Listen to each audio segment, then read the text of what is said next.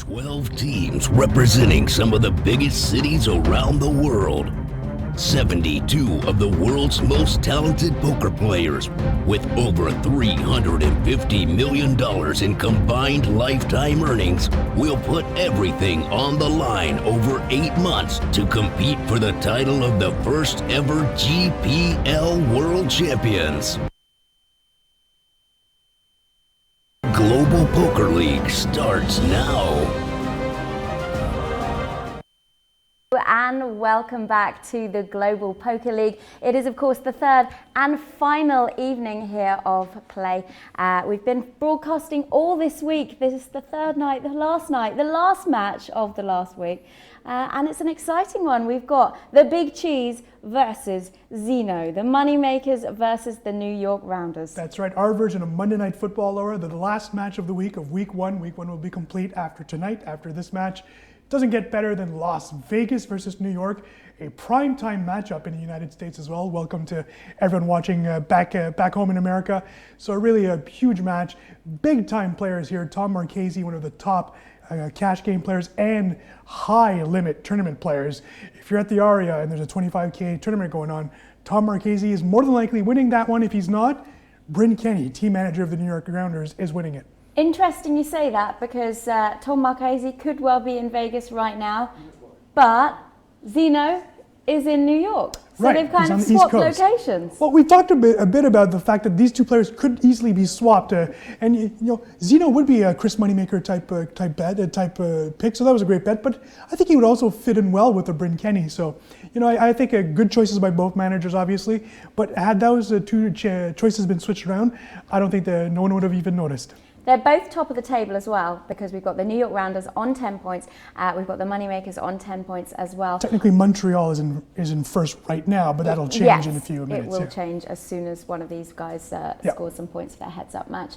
But yeah, so it's going to be a good one, interesting, and we'll see who takes the lead over the course of the next 3 games. I think that we have if we have new audience, let's get maybe the format video. That would be a very good idea. Let's see how the Global Poker League is going to work over the next 8 months. Here it is.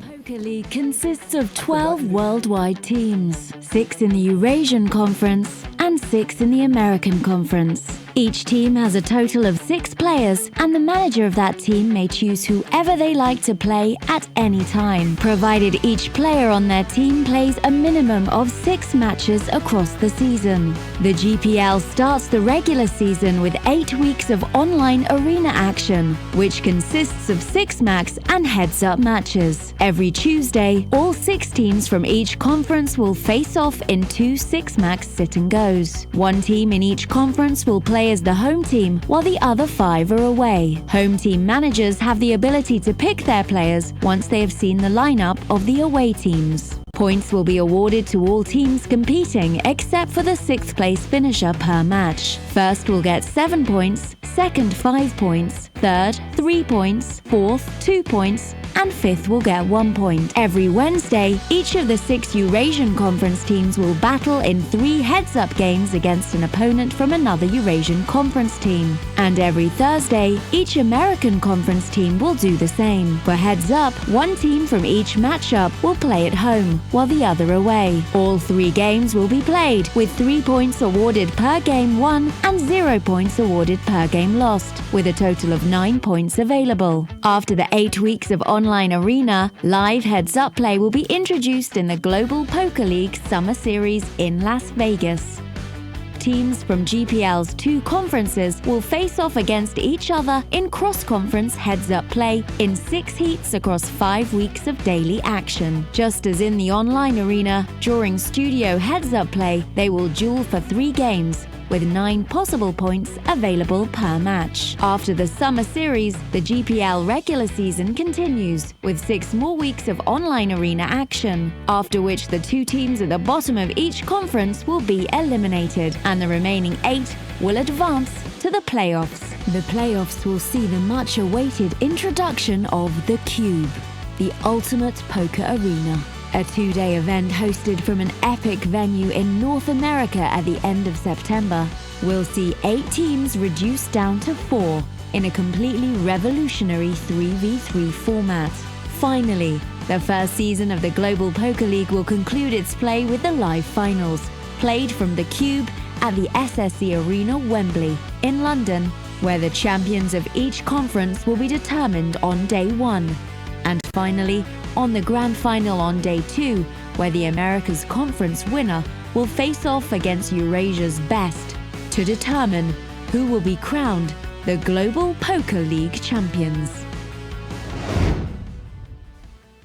Welcome back to the Global Poker League Day 3 coverage. I'm Griffin Benger. This is Sam Squid, also known as Samuel Grafton, and we're here to give you coverage of the final heads-up match of the day between two superstars of the game. Yeah, we've had a great day of action with Olivier Bousquet winning 2 matches and then Anton Wing winning 2 matches, but this is by no means an undercard. If anything, this is the main event. Anthony Zinno versus Tom Marchese. Yeah, Tom Marchese, also known as the Big Cheese around the U.S. poker scene. Incredible results all the way around throughout his entire career. A WPT Player of the Year. Absolutely destroys the 25Ks at Aria in Vegas. This year alone, he's already cashed for almost $1.2 million in what? We're barely breathing into April. And that just goes to show how incredible this is. The fact that he's playing with a lot of confidence. He's on a heater. But if there's anyone who's on a bigger heater over the last 15 months, it's Anthony Zinno. Yeah, Anthony Zinno was really the player of 2015.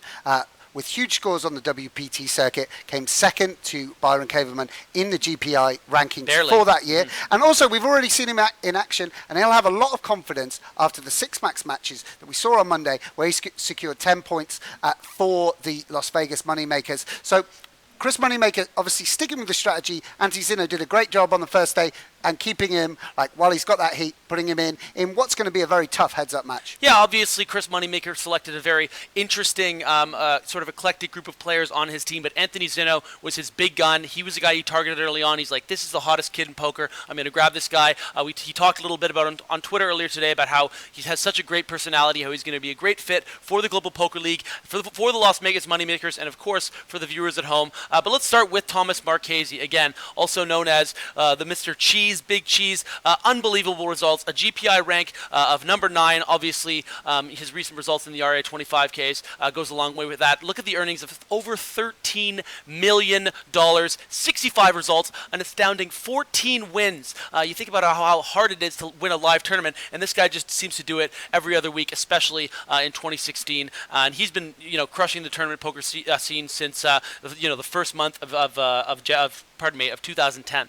Yeah, I agree. I mean, Tom Marchese, I don't think he's someone we see in Europe as often. I mean, I'm actually astounded looking at his resume because I don't think he plays every event by any means. I think a lot of the time he's in big high-stakes cash games in Las Vegas. That's what I hear anyway. So it's going to be really exciting. One of the things that GPL offers is these players that we haven't seen so often. A lot of them have signed up, and it's going to be really exciting to see how this guy plays. Yeah, and Zinno's really been a fantastic player for the Moneymakers. Early in the season, of course, those 2 second-place finishes, locking up 10 points in that first 6 max match earlier this week on Tuesday, and really showing the star power and the reason why Chris Moneymaker selected him. I even remember Chris tweeting afterwards that he's going to be his prediction for the MVP, and obviously, the stats, they speak for themselves. Yeah, I mean, I've got to say, I was always a little bit cynical about some of the tournament players. I mean, even though I'm obviously a tournament player myself, who've made their money in the big field tournaments against weaker opposition, but Anthony Zinno came in to the 6 max format against some of the superstars of the game and competed and outmatched some of the biggest names in the game. And yeah, and looking at his stats here, you see earnings of over $5 million, and a lot of that has come in the last year, and the results, 95 cashes, 7 wins, and he's been cutting his teeth on the circuit since March of 2007, an extra 3 years as opposed to Tom Marchese. But the thing that I really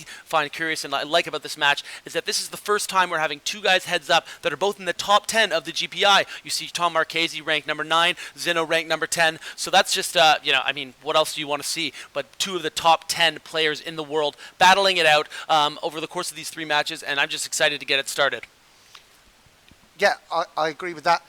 It's going to be really, really exciting to see. Anthony Zinno and Tom Marchese, for the North American fans, this is particularly going to be mouthwatering. Obviously, we just had the two Europeans, Martin Jakobsen and Anton Wigg. That's a thrill, certainly for the Swedish contingent and all Europeans. Now we've got two big North American heavyweights going toe-to-toe. And that's why this is, again, called the Global Poker League. We have representatives from all over the world, all these different franchises, all the way from Hong Kong to LA to Las Vegas to Montreal. And really, these are perfect representatives for these two franchises, and I'm really excited to get it going and see what these guys can provide. And as always in these heads-up matches, the webcam feature just proving to be such a hit with the fans, and we're going to get that action started for you really soon. What do you expect to see? Obviously, looking at the wins, they have over 20 wins combined on the live circuit. In the heads-up format, who do you think it's going to favor given their pedigree and given their background? Well, I think it's going to be a clash of two styles. I would imagine Marchese's going to play a more theoretical approach, balancing his ranges, at least to begin with, and thinking about constructing his ranges in a more online way, even though obviously he is a live player, like we saw from Bonomo.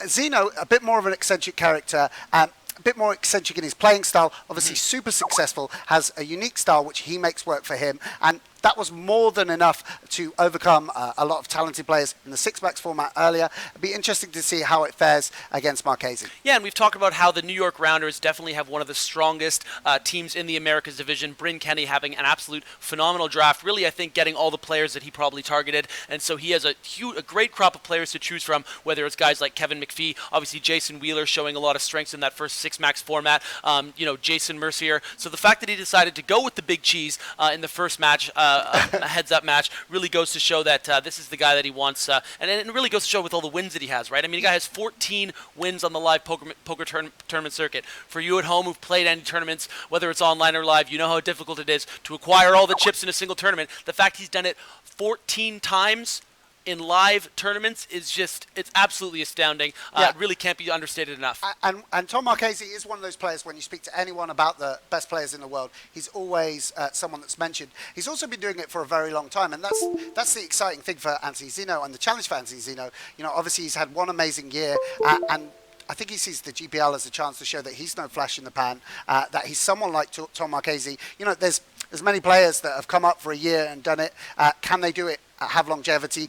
Chris Moneymaker obviously feels Anthony Zinno is someone like that, and this is an opportunity for him to prove that, playing against one of the best in the world. Yeah, and that's really, I think, kind of the burden of quick success is that, the money's great, the fame is great, but, a lot of people are still going to be sort of waiting for you to fail, and that's the position that Anthony Zinno, the unfortunate position he's going to be in, where he really wants to show everyone, like, listen, I'm no mistake. There's a reason I was winning those bracelets. There's a reason why I almost won the GPI Player of the Year in 2015, and this is a great opportunity to take the next step in showing how excellent of a player he is after really, showing some great skills in that first six-max match on Tuesday. And the other thing that I think is exciting, from what I've heard, he's quite a character as well, and we've got this new feature of the webcam.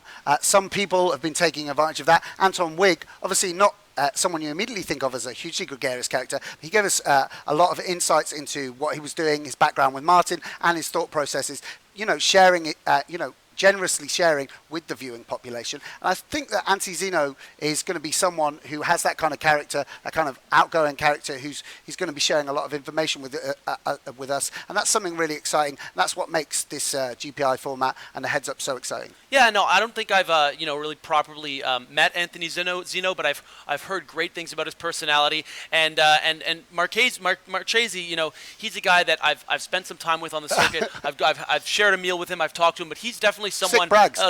Where did you go for dinner? Sick restaurant, yeah. Tell me, I remember where it was. I remember everything. It was fantastic. Where did you go for dinner? It was in, I believe, I'm almost positive it was in Monte Carlo. And it was It wasn't just the two of us, mind you. There were some other characters. No, I can do some more name dropping. Who else was there? No, but I know. No way you're getting. Bryn Kenny was there actually. Maybe that was some early scouting there for the New York Rounders. This was years ago. I lost that flip. And that's why I'm on the booth. I mean, if you're losing at CCR, credit card roulette is a very unforgiving game for some people. Yeah, so again, I think that he's someone that maybe we'll see being more from the camp of like a Martin Jacobson or Timothy Adams, where he's really kind of trying to focus, maybe not talking as much. That's what I anticipate personally from the Big Cheese. You're saying because he had dinner with you and he didn't talk to you, he's not going to talk. Well, on the I mean, webcam. people on the Twitch stream were calling me Cheddar Bob, so I'm trying to keep it in the Cheese family. You know, I mean, like it's the only way that I can have any similarities with a guy like this. But on the other side, the flip side of the coin, I haven't really met Anthony Zinno before, but I've heard that he, like you Anthony, said, I'm sure you will. Yeah, that he is a character, and I'd love to see him interacting. Obviously, you know, the biggest highlight from the second day, outside of that incredible match that we saw between Justin Bonomo and Timothy Adams, which you can catch on www.globalpokerleague.com, was, of course, the character of Daniel Cates. And that's really, you know, one of the most exhilarating things for fans out there is that they're able to watch these guys, not just all their strategy and what they're thinking, but to see the colorful characters come out is a really special treat for us here. Yeah, and Anthony Zinno, it's worth reinforcing, you know, we had 2 incredibly tough 6-max matches in the Americas division. That lineup with Tony Gregg, Fedor Holtz, and amongst others, incredibly tough. And such lineup. Consistency. He was heads up in both matches, once against Mike McDonald, once against Jason Wheeler, putting 10 points on the board. But in some ways, it's almost more impressive to get 2 second places than 1 win. So let's get to the action. And Zinno with his with his trademark glasses.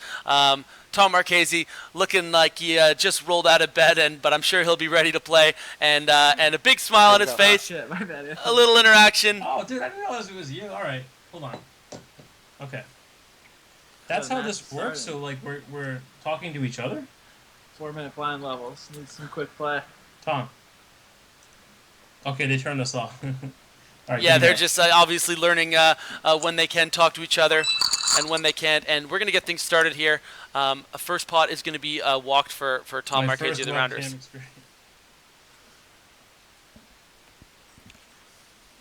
So who can hear me right now? Anybody?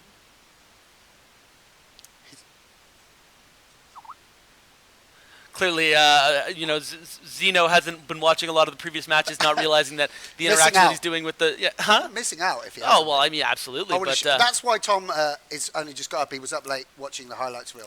Yeah, an interesting sizing choice here from Anthony Zinno, and yeah, a little comment there from Marchese deciding to peel, even though it's just with the Queen 7 to such a great price. Matches, I thought that they couldn't hear each other. Yeah, I thought that too. Maybe that was a change for today. I didn't watch any today. Oh, so it looks like they are still able to communicate here. So we'll find out real soon if we're going to keep it like this. Okay, so for this particular match between Thomas Marchese of the New York Rounders and Anthony Zinno, this was a request from the fans out there. They want to see more interaction between the players. So we're going to try this format here. A nice flop early on for Thomas Marchese. So they're not really going to be describing their thought process, Sam, in this particular game, obviously, because they're basically, you know, can see each other and hear each other talk. So maybe it'll have some fun interaction based off the action that we see. Yeah, a new format, and we'll see how it goes. Sounds and you can hear mine. That was a great little thing. He's just like, yeah, I have the nuts.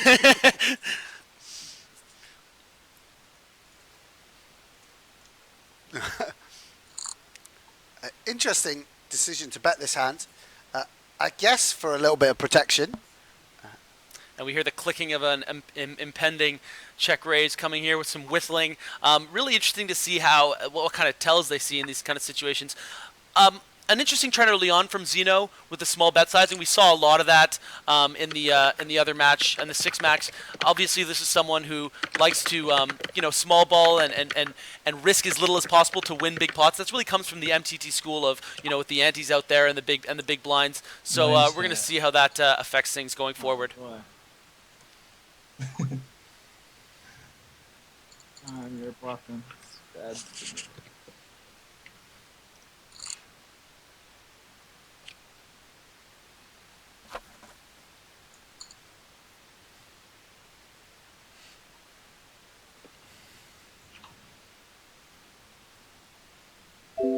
I'm not gonna lie to you. I really want just like the door behind Anthony Zinno to open, and it's just like his sister or somebody. He's like, "Get out of my room! I'm busy." You think Anthony Zinno still lives at home with his mum? Or at least with his sister, I guess. I mean, for the narrative that I'm trying to craft. Mate, that's how much he sold of himself in these WPTs. Yeah, just the whole lot.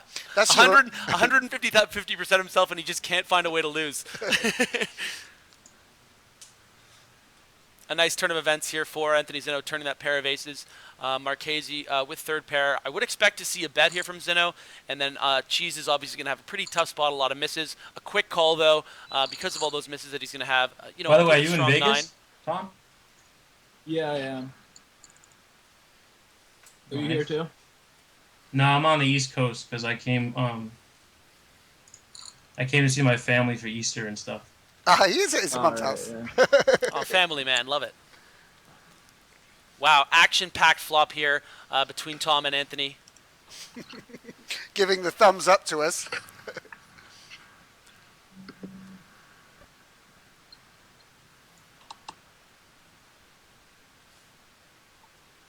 Did he check back middle two there?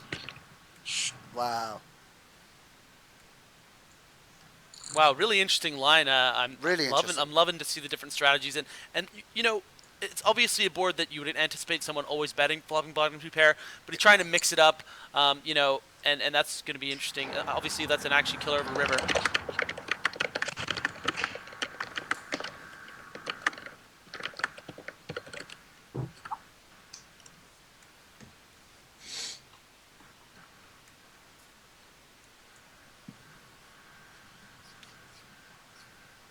You would have thought this is a... I think we're going to see a really small bet from Zinno here, something in the range of...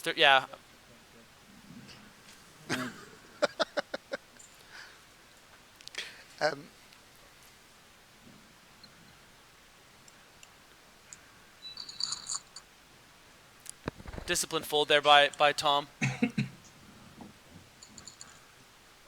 Did you watch any of the Jungle Man match? Wait, what? Did you watch any of the Jungle Man match against Elke? I just saw some clips of Jungle Man going nuts. Maybe that'll be me by match 3 if you're crushing me.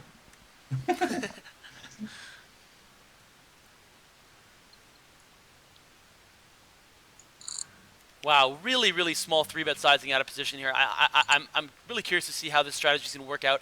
I don't particularly like it because I think that Tom Marchese is way too good of a player. You don't really want to inflate pots out of position, even with hands like Ace-King. Like, how do you continue on a board like this, for instance? Obviously, we know that Marchese hasn't flopped anything, but definitely going to make his life a little difficult. What do you think about that strategy?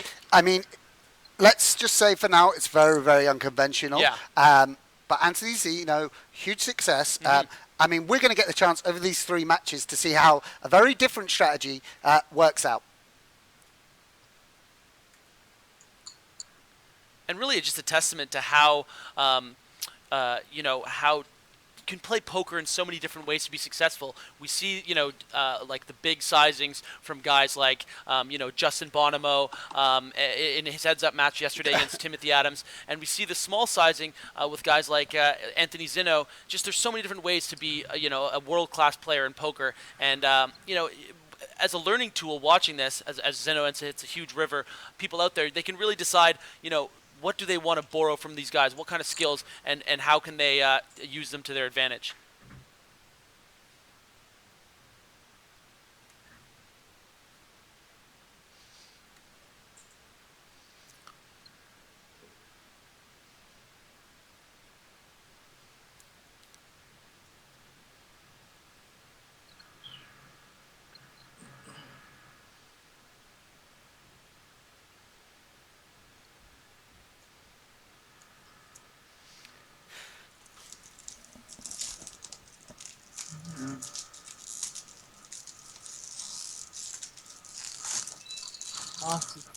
Yeah, seems like seems like it's hard to find any bluffs. Anthony Zinno plays that way. Marchese took his time. Not sure if he was considering a raise or a call, but the pot does go to Anthony Zinno. Interesting decision there to basically telegraph that he had it in that situation. Do you think that's a smart move by Anthony Zinno? I guess it's not a smart move if you're thinking purely in strategy terms, Right. but these guys obviously have some rapport, have some history together, and I guess when you're playing against someone that you do have that kind of friendship with, giving away a small edge, but kind of being polite and sportsmanlike is Zinno doesn't mind that. Also, he's only giving away information that Tom Marchese will learn himself in 10, 15 minutes. Right, anyway. that's a very good point.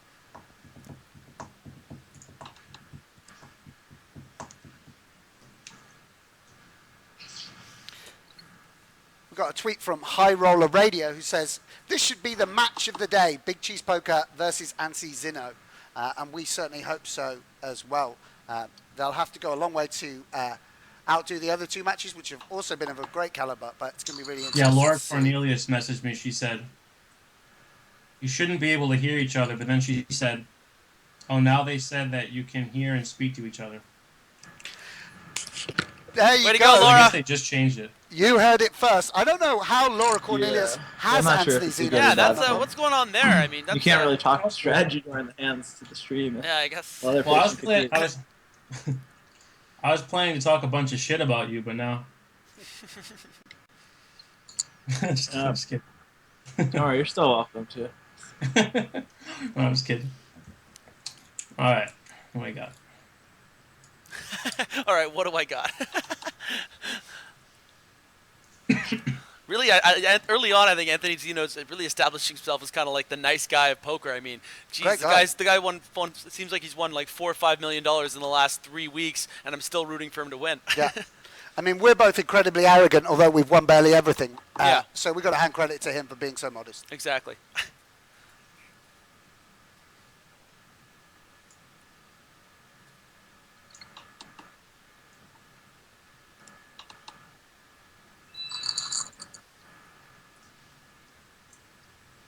Seems like this match is going to have a very, very different rhythm to the sort of match we saw with Bonomo and Timothy Adams yesterday, or Olivier Busquet and Darren Elias earlier. Perhaps it's the nature of them also being on Skype to each other and able to hear each other, and the fact that they've got that bit of history. But it's definitely got a very different feel to me. Would you agree, Griff? Yeah, absolutely. I mean, a lot of the time, in those previous matches, guys like Justin Bonomo, Tim Adams, they were doing a lot of the work for us. A lot of people just wanted to hear their insights. In this situation, obviously, Anthony Zinno and Tom Marchese can't go over, their thought process in the hand because, well, they can hear each other talk. So interesting to see.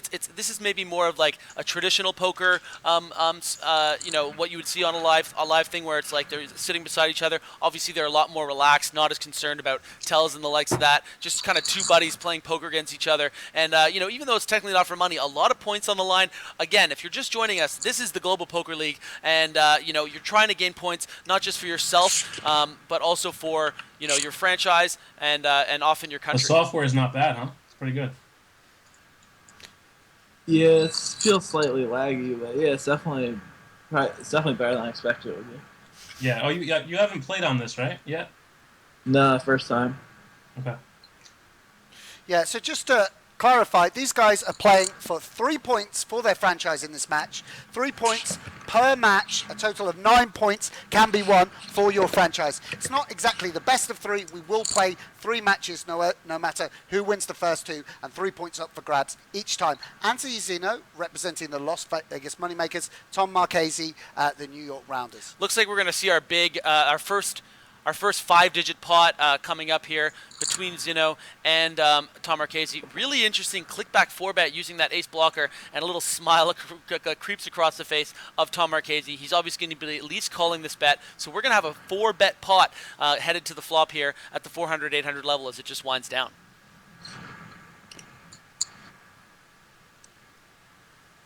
Definitely a flop that favors Tom Marchese here. This is going to be a tough pot for Anthony Zinno to win, certainly.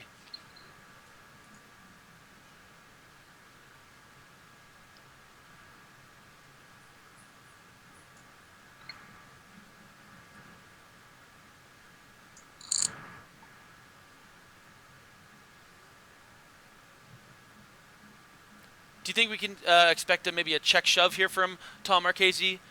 Yeah. Certainly not going to be folding. I think he would feel more comfortable shoving if he had, say a backdoor flush draw. So maybe we'll just see a call, but I definitely don't think we'll ever see him folding this flop. Yeah, it's such a weird situation. Unconventional Maybe if he's plan, used yeah. to Anti-Zinno's style, he knows what to do here, but it's kind of discomforting the way. The snicker from Zinno really I want to telegraphs see that hand. to Tom Marchese that he's going to get that through. Finally flopped something. Did you? A coy from the 8-high of Tom Marchese. Obviously, he was being serious when he said flopping something, because he did, in fact, flop an open-ended straight draw, but still only having ace-high and was technically behind. But Zinno obviously needed to just bet fold that flop for sure in that 4-bet pot. Again, for those viewers at home not familiar with some of the technical mumbo-jumbo coming from Sam, Grafton, the Squid, and Griffin Benger, myself, a 4-bet pot is just a way to describe, how the re-raises instead of just saying he re-raised, I re-raised, I re-raised. It's just a language technique when you're talking about poker hands to understand how many bets people are putting in. Yeah, exactly. The blinds being the first bet, the raise being the second bet, the re-raise being the third bet, and then when he clicks it back, Anti-Zinno, with the ace-3 of hearts, we describe that as a 4-bet. How many light 6-bet shoves have you ever made in your career? Genuine question. Way more than I should have. Bet. Yeah? I've definitely not done enough. I remember a particular a beautiful 5-bet shove in a certain EPT with I remember that one. Was it ace-9? How many tables left in an EPT? Yeah, mate, there were still 11 players left, though. And hey, 30% against everything, right? Mate, exactly. You're 5-betting in the ace-9 in that spot, but you're getting angry at Anton Wig for 4-bet shoving the ace-9 in a heads-up match. Mate. I just realized there's a lot of metagame there. The thing is, I think maybe you just have a thing about that hand. Yeah. You're getting red face here. Can we get the camera back on the embarrassed Sam Grafton, reflecting on the moment that changed his poker career? Right, look, Anti-Zinno's clicking buttons just like I would, and he's won millions. Look how well he's doing.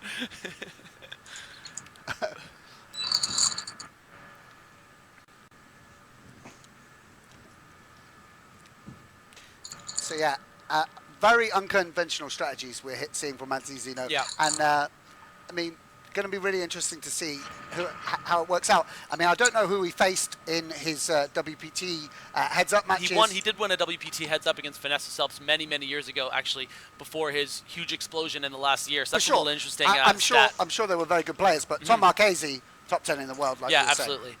And I think it's also a reflection, obviously, Anthony Zinno, pardon me, is one of those players, like when people are watching this, they're going to think, like, especially really the high-end pros might be thinking, this is like a bit weird what he's doing, but the reality is that Anthony Zinno's results, are undeniable. There's only so much run good that you can get, and this guy is obviously so good at tournament poker, and someone that has people have a lot of faith in regards to Chris Moneymaker and the rest of the team, and that's why he's throwing him into the pits with the big cheese here in this final match of the day.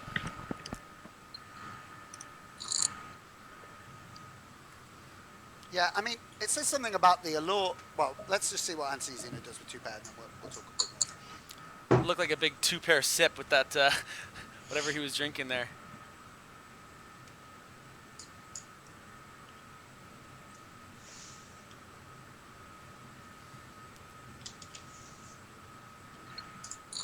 I mean, this is really weird. It's an interesting lead, certainly from Zinno, but it's also one of those situations where perhaps he doesn't want to give a free card to Tom Marchese. There's so many combinations that Tom Marchese might continue with any hard combinations. He doesn't want to give a free card in that situation because his hand really gets clipped on a lot of rivers. Yeah, maybe he has got more flush draws.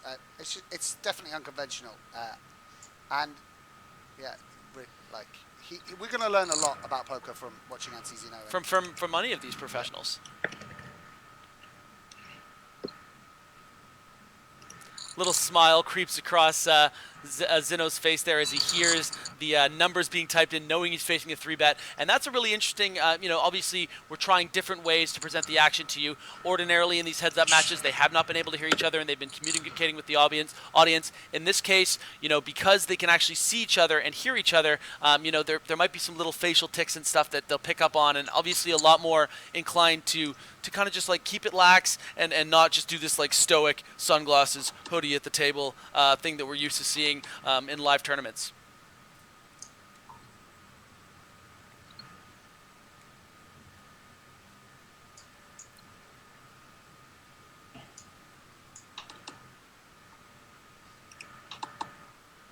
Another great thing, Sam, that I want to reflect on when it comes to Anthony Zinno is that this is a guy who, he's such a great success story when it comes to tournament poker, because this is someone who's been around since 2008. So this is like he's doing some sort of weird blocker bet with King High, or like really, and they're going to chop it. Really interesting, Sure.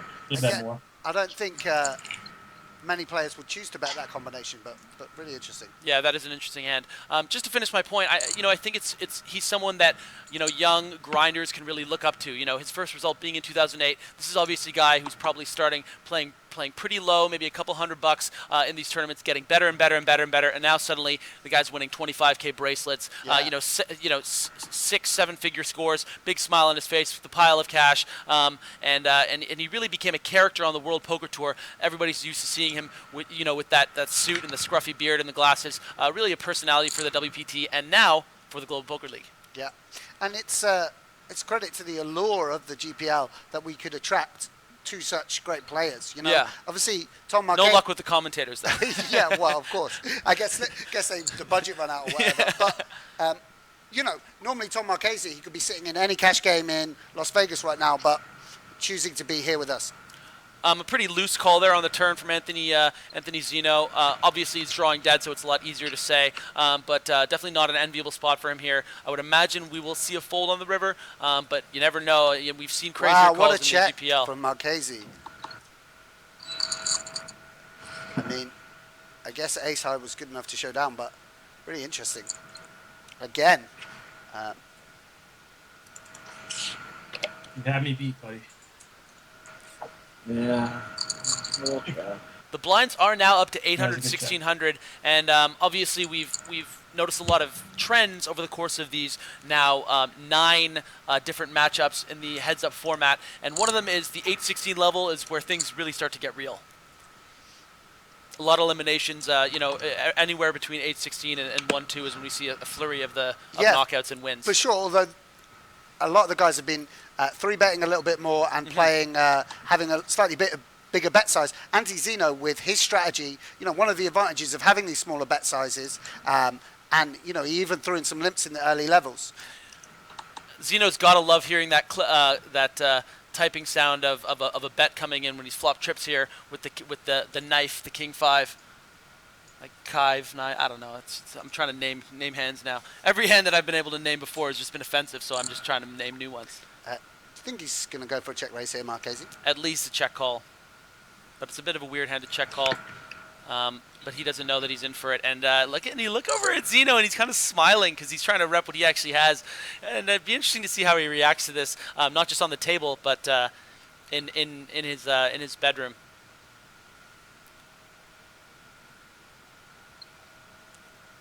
This would be a really bad time for his mom to call up and tell him to do the dishes. Wow! Action, river here. Tom making the nut straight on the 9, 5-5, 7-10. And this is going to be, I would imagine, GG, Anthony Zinno, Tom Marchese, rivering the straight. Oh, man. Nice hand. Yeah, thanks. Okay. Don, they don't show your cards. I guess you had a good one. I had king 5. Yeah, jeez. Yeah, Tom instantly recognizing how lucky he got once he found out the actual holding. A well-played hand by Anthony Zinno, for sure. Guess we just register a match too? I guess Oh, welcome back, guys. Sorry about that. Yeah, so that was the first match between the big cheddar cheese, Tom Marchese, and Anthony Zinno. And Tom, obviously, getting super lucky in that hand there. But again, the blinds were up to already about 800, 1600. So it would have come down in the next few hands probably anyway. Yeah, a little bit of a lesson for those newer to the game. Obviously, Tom Marchese choosing to raise the turn as a bluff there, but he didn't do it with any old 2 cards. He did it when he had 8 outs, 2 very strong holdings, 8 outs where he could river a straight. That's what happened. That 9 on the river gave him or 9 or 10 on the river gave him a straight. Anthony Zinno had slow played the strong trip 5s, made the call on the river, and that was all she wrote. The first match goes to Tom Marchese. Another 3 points to the New York Rounders, who are looking incredibly strong in the Americas division. Yeah, obviously an unlucky turn of events for the Las Vegas Moneymaker representative in Anthony Zinno. And, going forward, it was a really interesting match to watch. Again, we were talking about the contrasting styles between all these different players in the heads-up format. And as we saw, and even saw in the 6-max match, Zinno electing to use a lot of smaller bet sizes and definitely threw off, I think, Tom a little bit in the early going, peeling with a lot of weak hands pre-flop, 6-9 offsuit, Queen 7 offsuit. So I really found that strategy to be interesting, and I wonder if that's something that's going to play to his strengths in the next 2 matches, and if there's anything he's going to change. Yeah, of course. I mean, it's so brave to go out there with a unique strategy, one that he's formulated through years of playing, had a lot of success with, and how difficult, a lot of the times when you're playing other top players, you have some sense of how they're approaching, some sense of their thought process. I really think Anthony Zinno's got a style all of his own, and we're getting an insight to it, a style that's been incredibly successful, as we keep reiterating, throughout 2015, and we're going to learn a lot seeing his hole cards. Yeah, and let's talk about the start that the New York Rounders are having. I mean, they squeak out 10 points in that incredibly difficult first match with the likes of Fedor Holtz, Tony Gregg, Zinno, of course, and so for him to come out here, get a quick 3 points, bringing the total points for the New York Rounders already to 13, and they haven't played many matches. For him to be able to get a sweep here would really shake things up in the Americas division. Yeah, exactly right. Bryn Kenny's pulled together a great combination of players. Jason Wheeler went into that really tough event, won the first 6-match match ever in the Americas Conference. Now, Tom Marchese, he was one of the big hitters, the second-round draft pick after Jason Mercier for the New York Rounders, and he also is a player of incredible caliber. New York Rounders really one to watch. Yeah, now let's just let's check in with Laura Cornelius and Eric Danny, who's going to break down what to expect and what we've seen so far. Thank you very much, boys. Well, there you have it. New York Rounders, 3 points to them, thanks to the big cheese, Tom Marchese. What did you think to that match? New leaders in the Americas Conference. Yeah.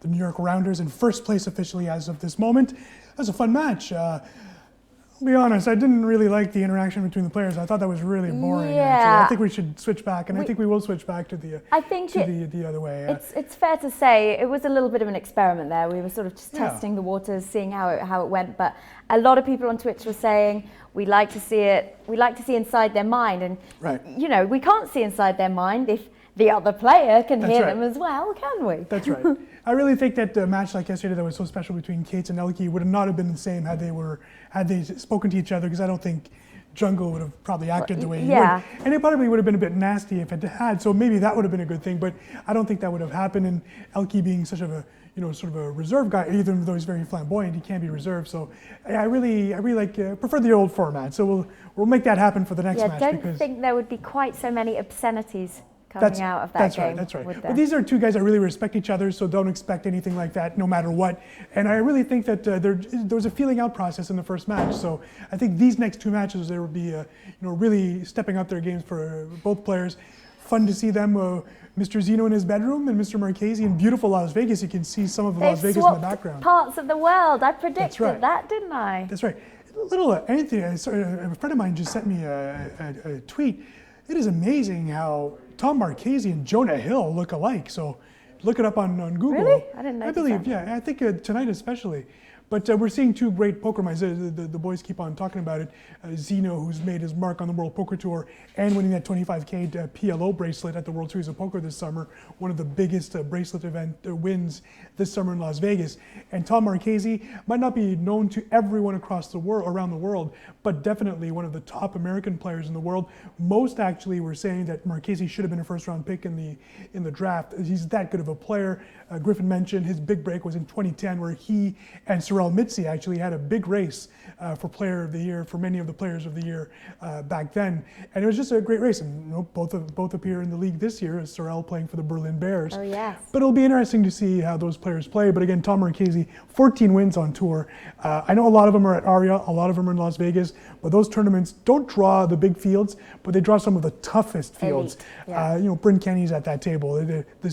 Seemingly the battle is between Bryn and Mr. Marchese this year. So. And it's really nice on Twitch to see the teammates all coming together as well. We saw Jonathan Little there supporting Zinno, obviously on the same team, the Moneymakers.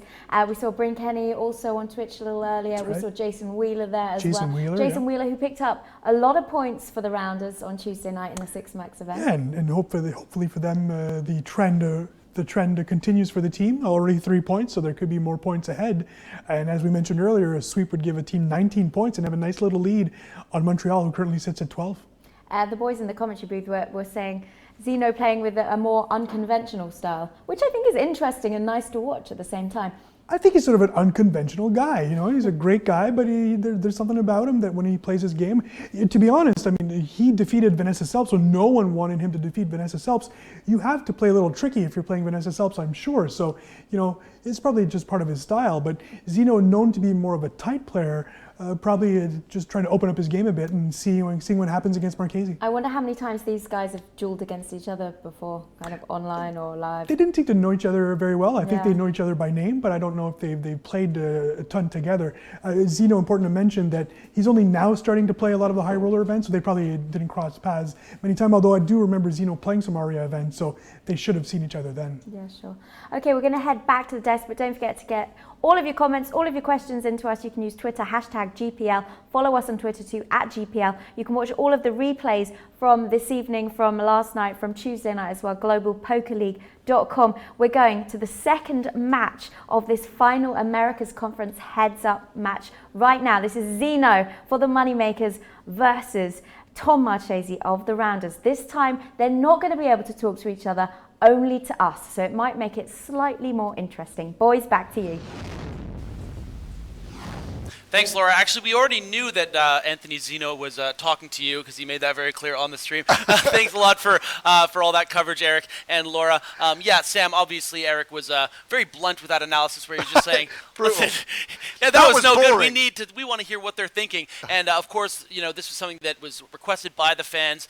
You guys at home wanted to see how that would end up playing out. And, again, I think that it's one of those situations where it doesn't necessarily play well to the strengths of, the two probably some of the nicest guys in poker who aren't really going to get at it. It might have made a different, interesting dynamic between, say, the likes of Jungle Man and Elke, had Jungle Man been as candid as he was right to Elke's face. But I just think it's not going to really work with this particular matchup. And a lot of the time, I think we will go with, the strategy angle. And I think that's definitely going to be the best for you guys at home and for the league in general. Yeah, I agree. Alan Barry just tweeted that it was sort of like an awkward tweet, first. by the way. Yeah, it was sort of like an awkward first date. And obviously, we're like Anthony Zinno's clicking buttons. We're clicking buttons here at the GPL. We tried out that strategy. You guys, shows, by the way, do tweet into the GPL. We're trying to, we're willing to try anything here at the Global Poker League. Insta response. We've axed the mic. Now we're going to hopefully get to hear the thought process of Anthony Zinno, the thought process of Tom Marchese, which worked so well yesterday in the Justin Bonomo match and the Jungle Man match, and that's an instant change, and it's going to be really interesting going into this second match to see what these guys are thinking. But let's not let that narrative really dominate the conversation. I mean, No, I just mean in the sense that let's talk a little bit about what happened in that first match. I mean, there was a huge hand there at the 8-16 level. Anthony Zinno playing really creatively with that King 5 ended up not working out, unfortunately for him, but a big cooler in that final hand. So a great start for Tom Marchese, and here they are now able to talk through some things. Tom, you can't hear me, right? Awkward first date indeed. Now he's not even listening to him. Now he can text Laura Cornelius in peace without getting distracted by... talk much back and forth at the table because you can get tells based on tone and, you know, what have you. And the great thing about this too is that it's less work for us when they're talking. I mean, they're the stars of the show, and that's what we're here to do, is to give you guys their content. Yeah.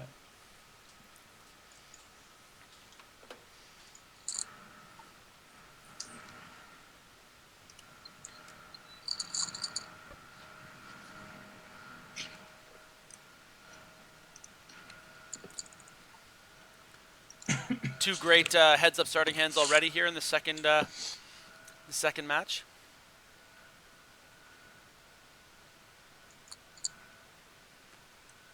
And a really action-packed flop here, Sam. Yeah. Good flop. Yeah, exactly. Zinno really happy with things. The last hand of last match, I flopped 3 of a kind. Slow played the flop. Bet turn, he raised. I called to trap.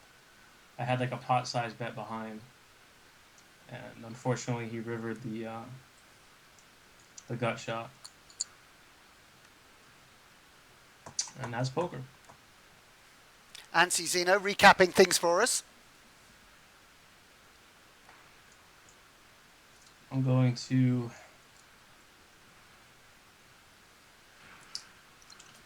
value bet because I expect a check back on that turn. Brutal river here for Tom Marchese, and you can see a little bit of a reaction there, maybe a bit of a grunt, because that fills in a lot of the straight draws that Zinno was betting, and of course the hand that he actually ends up having, which is ace-4. Do you think Tom can find a fold here to a certain bet size? It's a blocker bet. I'm not loving it. I mean, very frustrating bet size here for Tom. Spot where you kind of want to make a crying call, but you know you're not beating much.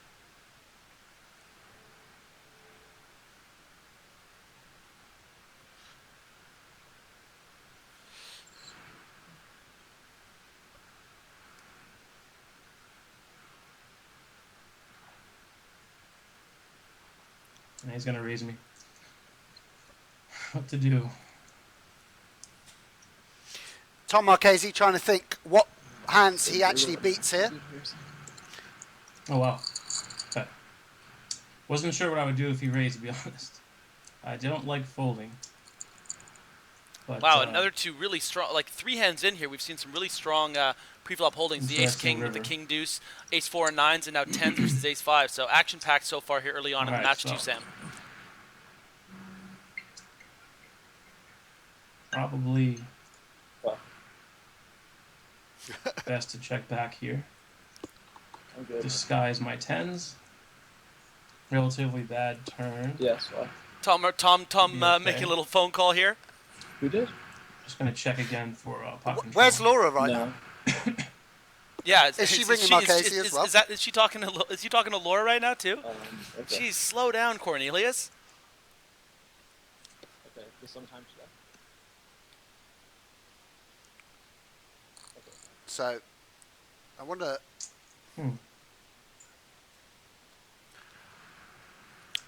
I think Anthony can find a fold a lot here. It would be a really weird random bluff, here, yeah. But I don't blame him obviously for having such a strong holding. Bad turn. Oh well. He wasn't probably going to fold the flop anyway, so lost minimum, I think.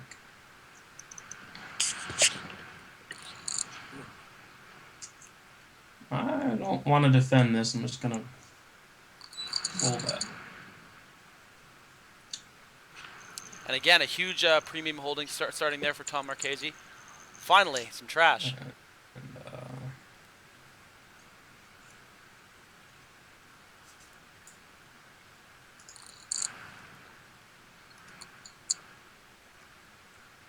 Ding, ding, ding, ding, ding. Flush draw. Flush draw is going to bet. Flush draw is going to lose.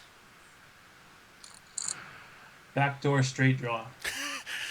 Yeah, it's a mountain to climb there, Anthony. I'm not going to lie to you, pal. Zinno, ever the optimist. Yeah. This is what being on a yeah, when you're on a heater like this, you're just like, here we go. Flush draw, backdoor straight draw. A7 jack all spades. Still like 70 million in earnings or something. Maybe a bit of an exaggeration there by Anthony Zinno, but Well.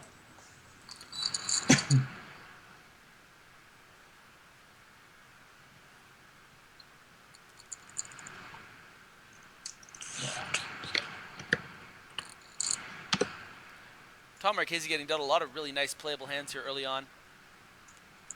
Love them big suited cards. Yeah, glad we took him off speaker so that Marchese could give us these insights.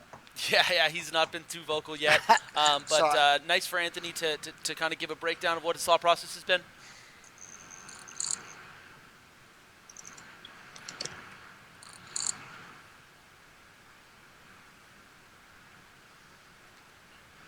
This is something we saw with Justin Bonomo yesterday, 3-betting more of a linear range, not picking low suited connectors and very strong hands, but just 3-betting top sort of 17%. I think.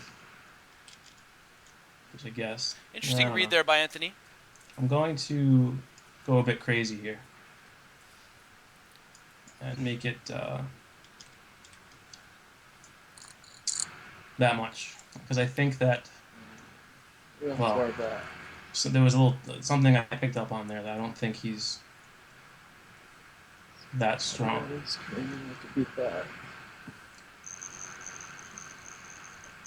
Could be wrong.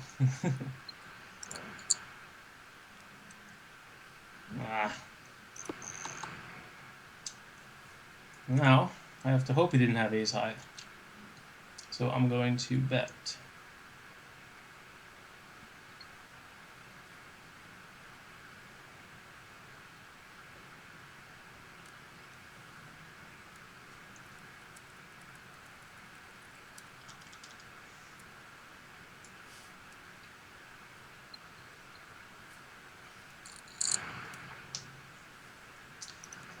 All right, that worked out. Wow. Anti-Zinno.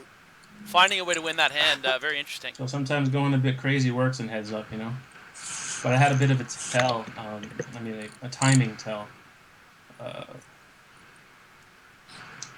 on his bet. Anti-Zinno. Unconventionally winning these hands. It's very interesting to see. I mean, Someone someone who's been so successful, obviously he's going to be have to doing things that other people aren't doing, and that's a great example of it right there. A hand that really he had no business winning, but found a way to do it. 14 and change probably. Massively clicking buttons, Griffin. Massively clicking buttons. I mean, that's what a lot of tournament success is. I mean, your button clicking happens to match up, you know, and that's definitely what happened there. So.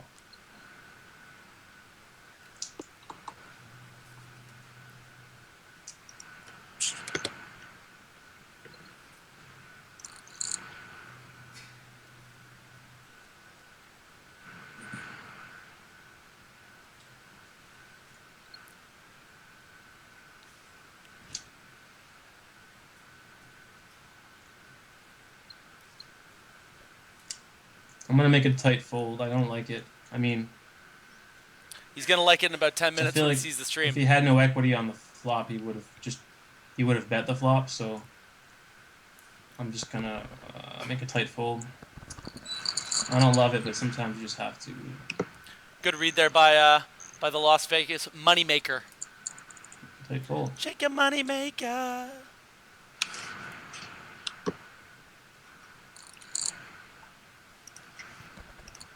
When it comes to team names, real slam dunk Las Vegas Moneymakers. I mean, you get Chris Moneymaker as the general manager, wouldn't you say, Sam?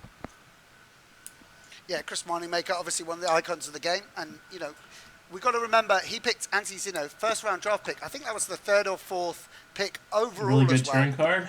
So huge faith that Chris has, right, you know, like in Anti-Zinno. Get a bet in. Let's see.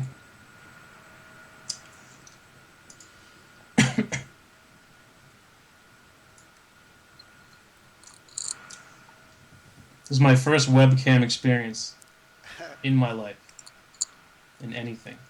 So forgive me if I'm a newbie. As long as you don't ask Twitch to forgive you, because they're not interested in doing that. I have a diamond. I'm thinking of value betting. Wow. In case he has a jack.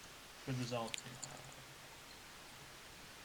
Okay, so this hand is alright.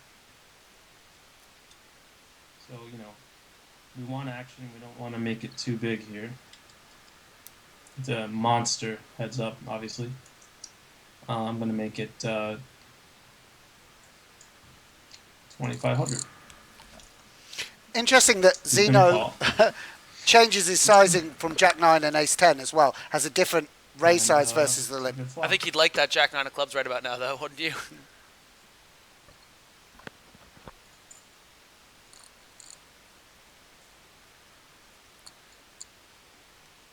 Ooh, a lot of good cards there for the cheese, and obviously that's one of them. Bad turn.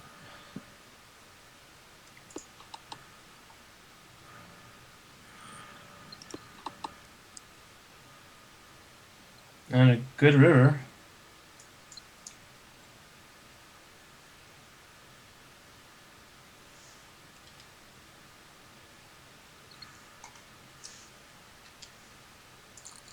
I mean, you know, I have the best hand a decent amount of the time. It sucks he's going to call with any club. Yeah. I bet small, you know, obviously it was a blocker / maybe value bet. Like, you know, it's a really bad turn card.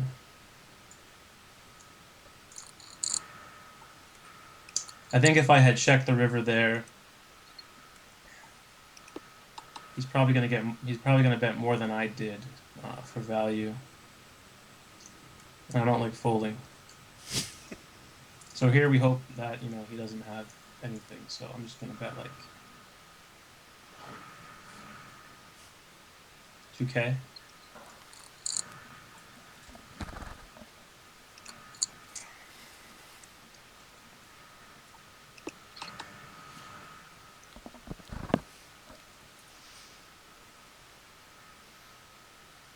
Again, if you guys are just joining us, this is the Global Poker League. You can check out replays, analysis, standings, and all that jargon at www.globalpokerleague.com. This is the third day of matches. Right now you're watching Anthony Zinno representing the Las Vegas Moneymakers against the big cheese himself, Thomas Marchese of the New York Rounders. Tom taking that first match in relatively quick fashion. And Anthony Zinno really putting on quite a display of unconventional heads-up play. That's really, really quite fascinating to watch. Plus, I presumably had outs if he called me, but he.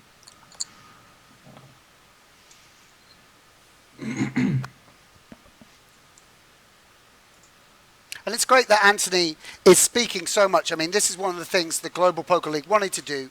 It wanted to turn stars into, like, poker players into stars, engage them with fans, and Anthony Zinno taking advantage of that, which is wonderful. Yeah, it's too bad Poker Stars, that name was taken as well. That's the two first ideas, Poker Stars and Epic Poker League, both taken, so we had to go with the Global Poker League here in studio. And here's a pretty good hand. So, raise.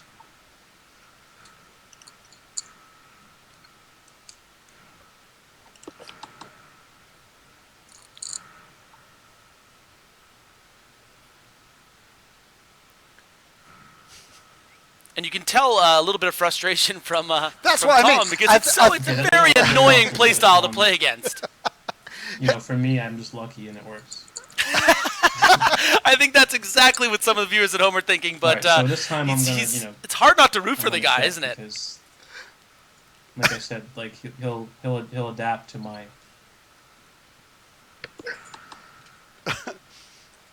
Wow, huge flop here with the what's this hand called? The Kitchies, right? The Kitchens. The Kitchens. That's a very meta reference for those of you unfamiliar.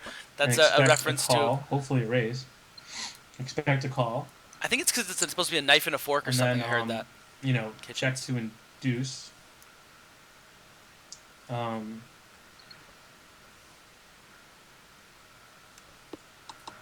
Check to induce, and hopefully he bets big enough that I can. Okay. Now you want to make it look bluffy. I'm gonna bet kind of fast. Let's see. and I might get called by a 10, maybe even a 6. He doesn't have a queen, so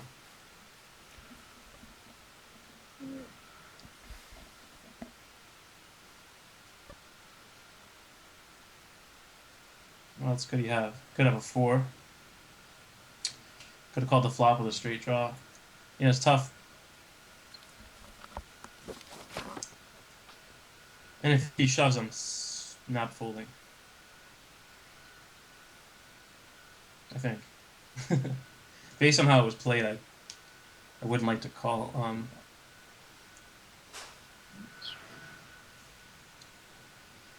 The big cheese, his wheels are grinding. What's he gonna do?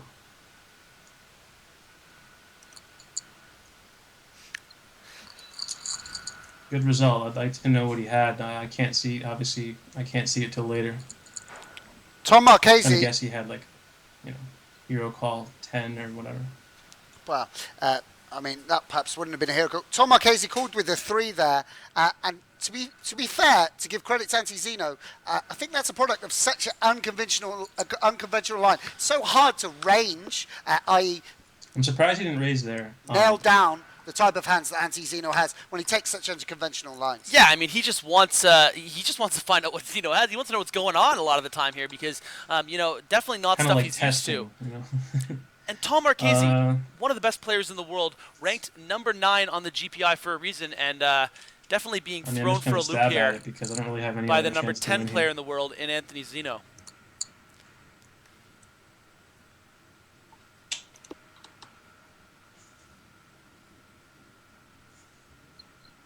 Yeah, I mean, he knows I'm not limping in with an ace, so I think I have to just take the free card and hope that I spike a Zinno. I like that. It's not going to do it.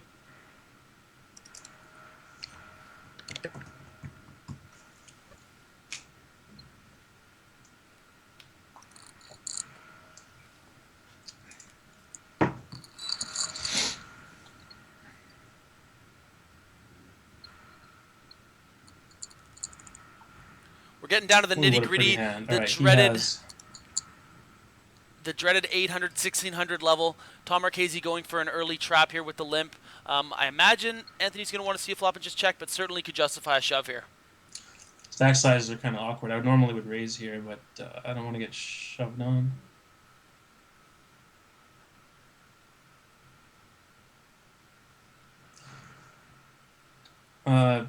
Definitely his worst option would be to raise fold here, so a check is definitely in order unless he were to shove. That's what sucks about checking. It's like if you miss, you're out of position, and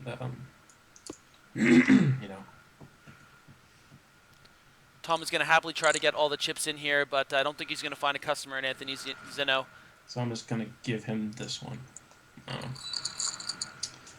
Good read from Tony there. So great that Anti's giving us so much about his thought process. Really breaking it down, pre-flop strategy, on the flop strategy, and that's a real delight to the viewers at home and us in the commentary booth. It's tough playing against one of the best players in the world. You have to, you don't necessarily want to play, GTO heads-up poker because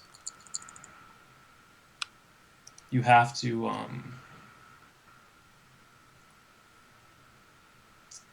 you have to, be a little tricky, I'd say. So that is a, over 10 big blind shove, and I have to fold. No. He could have a better king a good amount of the time, and he often has an ace or a small pair, and very rarely doing that. Probably going to see an all-in here, and I wouldn't put it past a lot of things. Queen, Yeah. I mean, unless it was like a suited queen. I think Jack 8 offsuit's a little too good to be min-raise folding here. Definitely a lot of more conventional players would just shove. Something interesting to note. Blinds are getting big. Zinno is running out of time bank a little bit. It's not Nice something to pick that up something here. players have had any trouble with, but again, All right, at the so 1-2 now level. I have to raise. Yeah, that's just because he's been sharing so much with us. So I'd hate to see him lose his time back.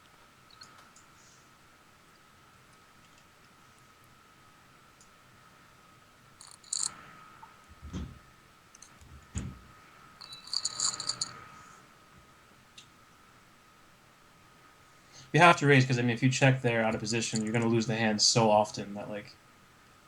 All right, so I'm gonna put him in here, I think, because you don't want to raise and get shoved on and have to call off with queen high.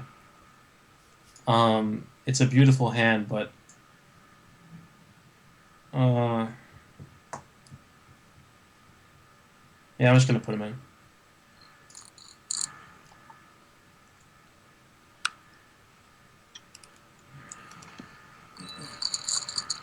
That was just based on, you know, his stack size. Like, it's kind of awkward. All right. Here we this go. Might be Cooler City. a good, yes. Early celebration there from For the Zinno. It's win. almost like he knows he has him dominated. Oh. A lot of good turn cards for Zinno's hand. Heart.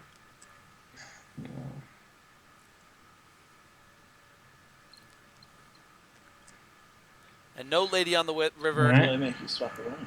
And we're back to even stacks. And that's poker. Very unlucky for Zinno there, getting in with the dominating hand to level the tie, get 3 points for the New York Rounders.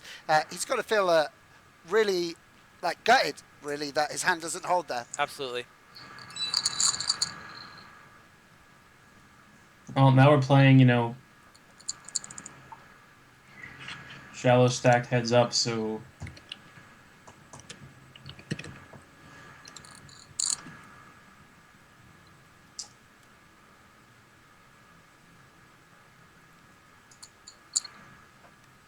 at any point, you know, one of us could just spaz pre-flop and,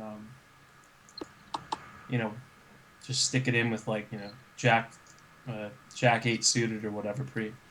Okay, so obviously here I have the nuts. I mean, you know, the relative nuts. So,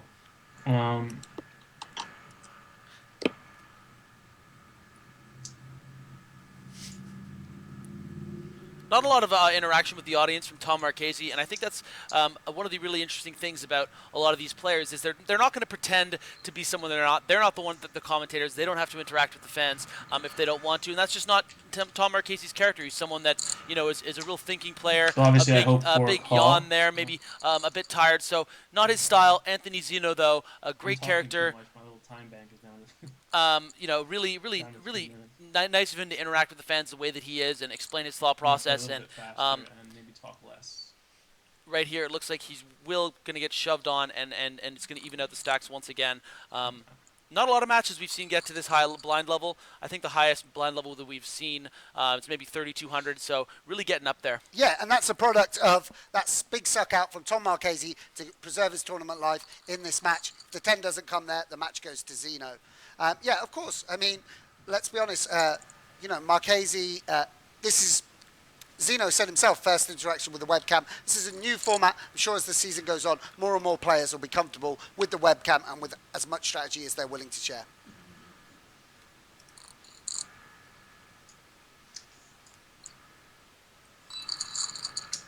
I mean, I assume he's picking up decent shove hands here.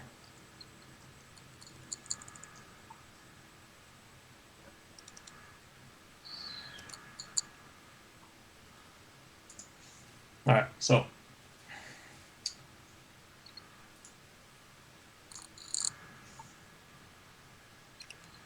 take the lead.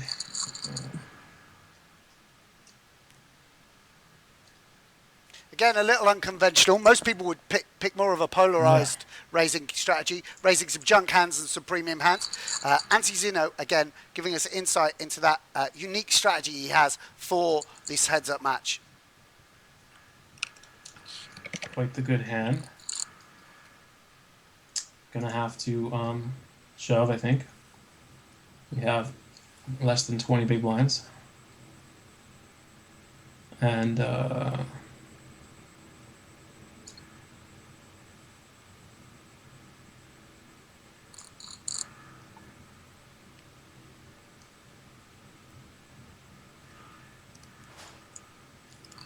guessing he had like king high. Only because he paused for a moment and thought about it, but it's just random guess.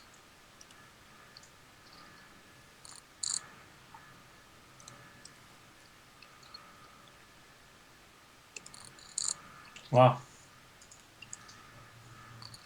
You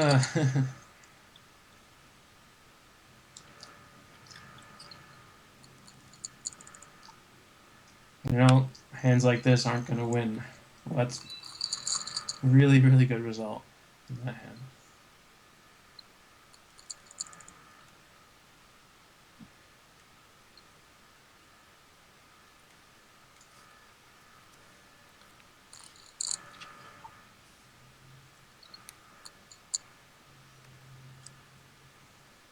And this is one of the... it's been a little while since we've gone to a flop. Just win this one on time, huh? Both players flopping a queen. Match long enough.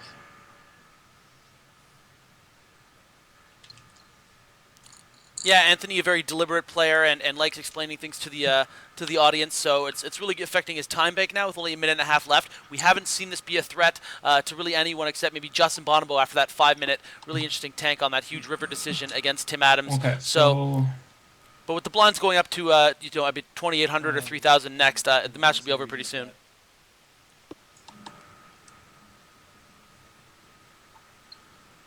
Marchese's probably going to bet the worst hand for value now, Griff. Oh, he actually checked.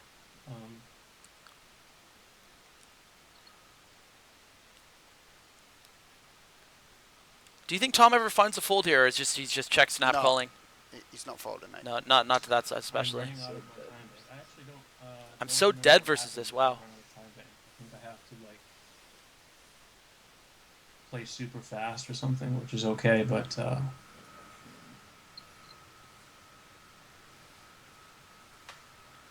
gonna have to play faster here. I was chatting too much.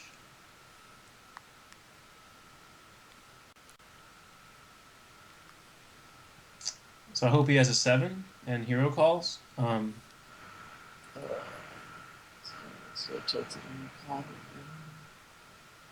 Amazing that Tom thinks that he's actually beat here and trying to make a suggests some big history fold. between these two players, or that Marchese's been... Yeah, that's okay, amazing. So he called me. I don't know what he had, but I'm guessing it was a 7 or. Amazing he took that long. Really, You know. really strong Compare. instincts from Tom Marchese. And we are popping up to the 2,800 level here. Can't call that. Definitely one of the longest heads-up matches we've seen. Again, if you're just tuning in, guys, this is the Global Poker League. You can look at the standings, see the individual player stats, and learn more about the league at www.globalpokerleague.com. Right now, Thomas Marchese of the New York Rounders against Anthony Zinno. We're probably going to see an all-in here and a call, and we're going to go off to the races.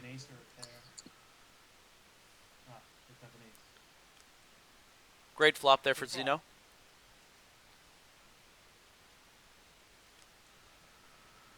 More equity on the turn. Yeah. But dodging the river is dodging bullets, big Tom cheese. Marchese.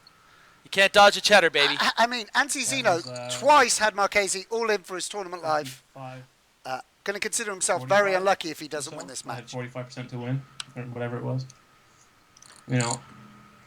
God, I have a very short stack now. Yeah, about 6 big blinds here for Zinno.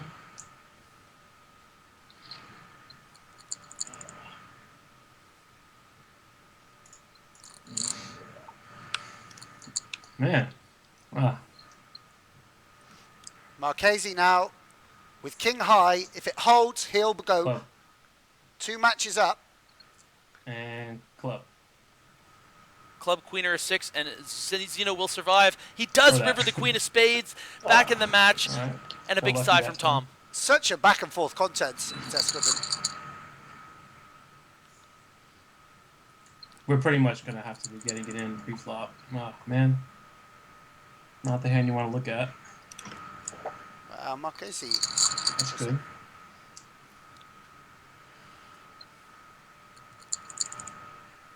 Catches. I wonder if he does something roguely live pro and like 3 X's this or something. No. You never know what you're going to get when you open a box of Anthony Zinno's. Yes.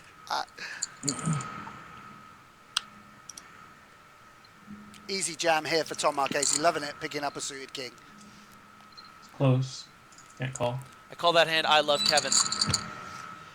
Griffin Benga, he's got a name for every hand. Because it's hearts and it's King Did 7. you watch Kevin? every series of the WPTs, like hunting out these names? Are you coming up with names I've never heard? I actually came up with the name of the Las Vegas go. Moneymakers. Um, This was going to be an interesting. I mean, the thing is I think Zinno shoves a little tighter than. Inducing. I'm trying to induce. Do you think we're going to see a call or a shove here from Tom? Marchese seems to know Zinno, and I think it's going to mean he might just see a flop. Yeah, he does. And that's turning out to be a great decision because if Zinno decides this continuation bet and not call off his stack with the ace-10 high, because obviously Tom Marchese would be check-raising all in with a lot of straight draws, some flush draws, which he ends up having here. So do you like a bet call or a check back here for Zinno? Let's see what he says. I don't know what he... We have the best hand a I decent mean, amount of the time. that's amazing. I mean, majority of the time we still have the best hand. And if he has a pair, we're... Oh. Okay. A lot of outs for Tom here. King 6, diamond, and he's 7. And he hits the 4 of diamonds on the river to take the second match. GG. Wow. What can you say? I mean, one of the most amazing matches we've seen here at the Global Poker League. 2 wins for Tom Marchese.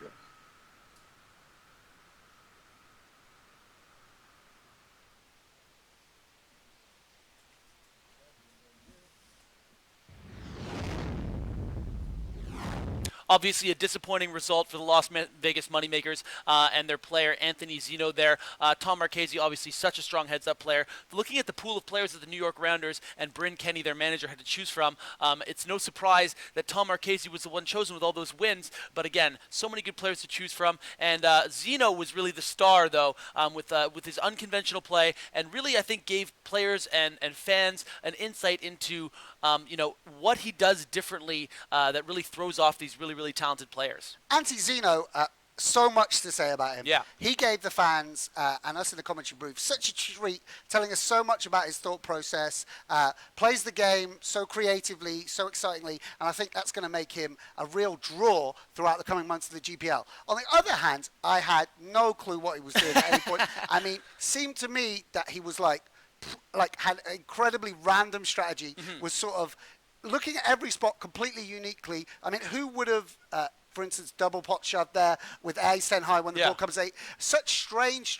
choices, which I couldn't figure out. But let's be honest, he came twice. He had Tom Marchese, one of the top players in the world, all in for his tournament life. He's got to consider himself incredibly unlucky to not win one of those first 2 matches, particularly that second one. So, credit to the guy.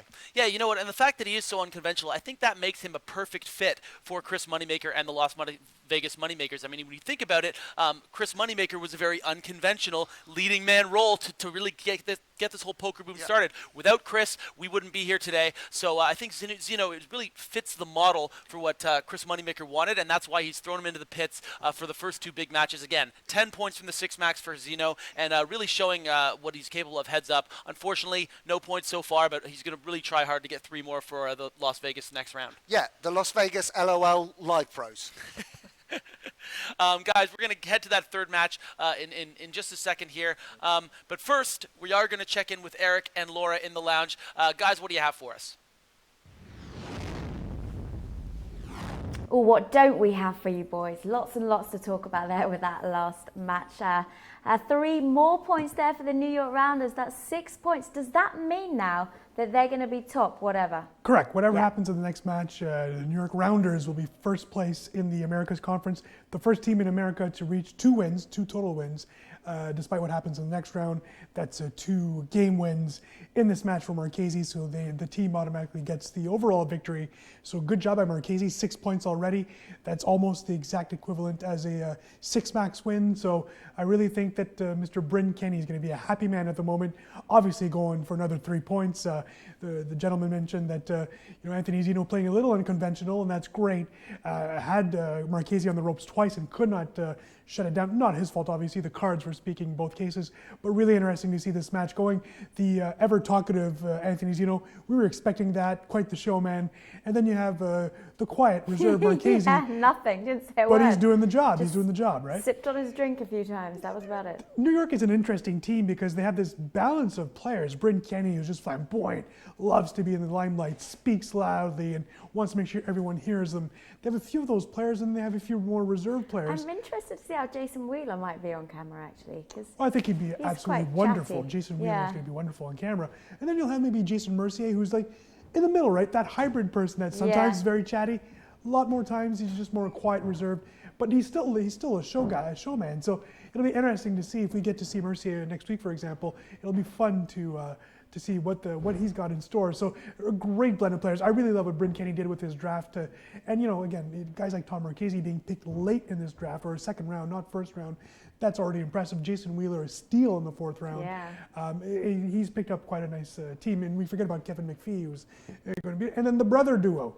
We've got brothers, Bryn and Tyler Kenny. All of them, the bad boys. The bad boys. They'll have some fun this year. And I can make a bet, in fact, that Jason Mercier, always in shorts. He'll be playing in his shorts, just like a certain member of our team in the studio today. That's right. There's some leg shots today. They're not Laura's. It's not me. It's not Eric. But yeah, and Jason Mercier will be playing. Yes, of course he will be playing. We hope probably to see him with his little dog, and I forget the name of the dog at the moment. Marshmallow, with Marshmallow and Natasha Barber, of course, by his side and cheering him on. So we should have some fun sights from Jason Mercier in the coming weeks. Indeed. So one more match coming up. It is the last match of the week, the final match. No pressure here on Zinno for the Moneymakers. That might be a lie, just a little bit. It's sort of a lie. If Zinno does end up, unfortunately, losing this match, that means Montreal will finish the night in second position. But if Las Vegas can get those points, they'll move right back up to second position. Montreal falls to third. So it'd be a nice moral victory to at least win this last one. I think Zinno's very happy with the way he's played, and so is Marchese. He's just been very solid. We haven't really gotten into his mind, so we're not sure exactly what he's thinking. But knowing Tom Marchese, it's always perfect poker. We don't really need the commentators, do we, with Zinno? He's didn't realise it was there. You heard me say that. Oops. Yeah, no, it's true. But I mean, what this does is actually a great combination. It's hard to commentate, so there's times where you're just not sure what to talk about. In this case, Zinno provides the commentary, but also stops once in a while, especially when it's Marchese's time to shine, or it's his turn. And then our commentators can then come in and maybe tell you what Marchese's thinking, since he's not necessarily very talkative. And that's fine. I think that's going to happen. It's a good job he is talking a lot, because Marchese isn't. I mean, there could be that thing where they're both talking over each other all the time. Right. And we'd have an issue, yeah. We should briefly touch on the fact that Anthony's time bank was running very low there. He was almost on the hot seat. So just explain very quickly what happens there. Right, Zinno was in the danger zone, or close to the danger zone. Once the time expires, the match is not over. What does happen, however, is that the player now has 2 seconds to react to make at every action. So that's very, very crucial. In 2 seconds, think about it. When the raise is in check, not long enough, you're basically clicking one button, either raise, fold, and or all in. we saw his thought process there. He needs longer than 2 seconds. It's all our fault, by the way. He did it for us. Right, let's get back to the commentary team. We've got Sam Grafton, Griffin Benja ready to take you through to the last final matchup of this evening, of this week. It's the third heads-up match from the Americas Conference. This is Anthony Zinno for the Moneymakers against Tom Marchese for the New York Rounders. Thanks as always, Laura and Eric. Very insightful stuff there. Again, this is now the end of a very long first week for us here at the Global Poker League. This is the final match of week one. Again, we're seeing Tom Marchese of the New York Rounders, also known as the Big Cheddar Cheese, against Anthony Zinno. Even though Cheddar Cheese McCheesy is already up 2-0. I would have to say that Zinno has really been the star of the show. Yeah, I'm not much of a strategy talker. I was trying to, I don't know, for the recreational players watching, like just trying to. Yeah, it makes sense.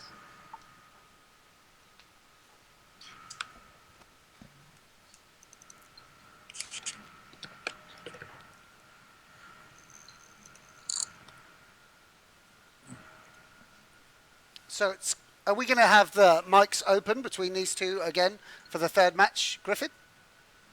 No, it looks like that was just sort of a pre-match, sort of a little back and forth. We should hear some more analysis from Zinno, and people are loving getting inside the head of this multi-WPT champion. Yeah, as I say, such generosity from Anthony Zinno.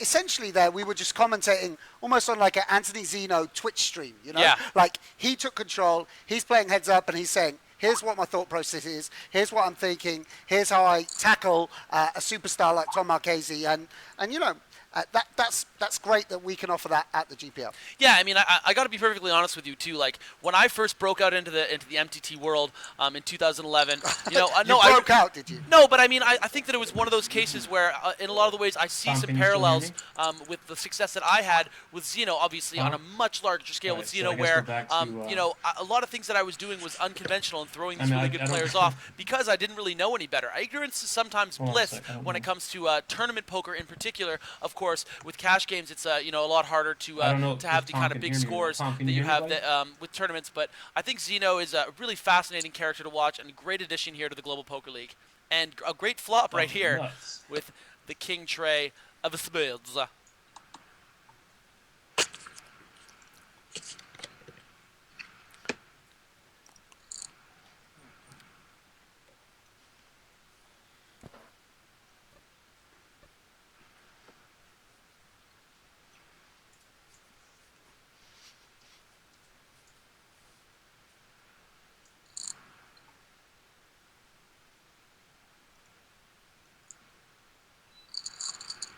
Oops.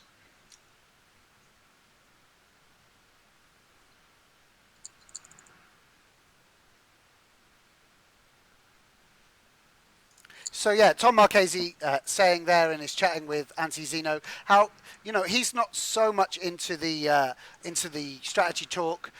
You know, that's going to be the flavour for some of the players. Some players really going to embrace that, and you know, going to enjoy interacting with the fans. Other people are going to be a little bit more reserved. At the end of the day, these guys have been picked because of their personalities and characters, but also, you know, because of their skill on the felt. And, you know, Tom Marchese obviously has that respect from Bryn Kenny. Yeah, I think something to remember, too, about these poker personalities is these are guys that, you know, a lot of them have never even had a boss. They do what they want.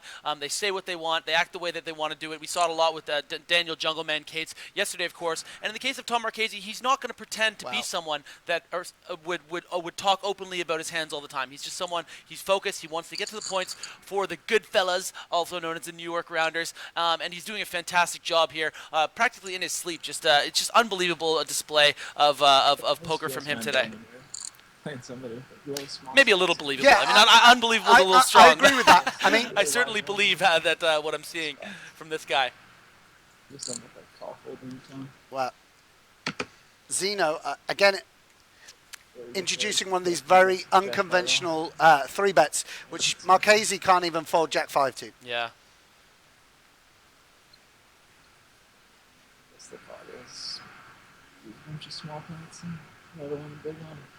So he is actually opening up a bit here and talking more, maybe just taking a page from Anthony Zinno's book, wanting to give a little back to the fan base, and obviously everyone out there viewing will appreciate that.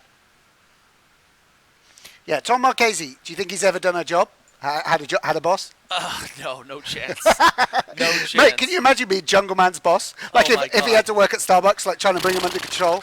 Imagine Jungle Man at Starbucks on the counter. Bang under it. Oh, I bet he could make the shit out of my coffee. That'd be great.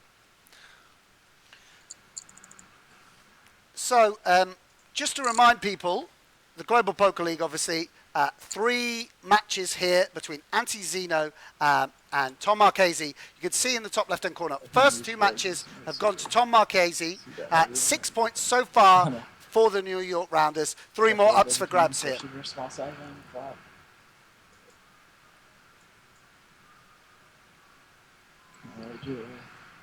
And really showing that the best poker players in the world come in all different shapes and sizes. You know, we saw the earlier matches today, the two Swedes, and of course Olivier Busquet's first match as well against Darren Elias. Different characters from different places all over the world, but you know, a lot of Americans here in this this day 3. 4 Americans total. I seem to be winning the small pots, and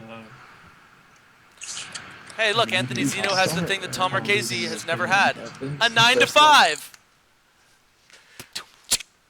Welcome to the Griffin Benger Comedy Hour.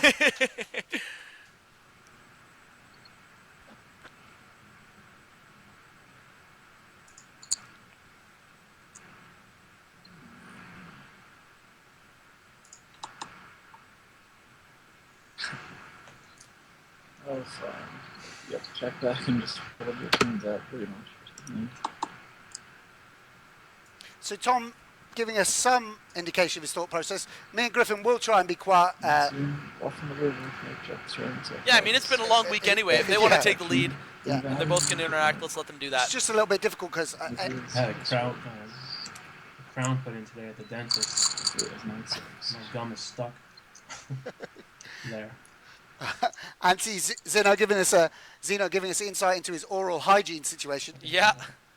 And here I thought the only crown belonged to Tom Marchese because his name is online is King of Cards. No? Too much? Reaching? Is this thing on? One more and I'm ringing Stapes. I'll pay his wages. I'll pay. If Dreyfus ain't got enough, I will reach into the bank. I've got a little bit of shrapnel left over from the good years. A crown for a king.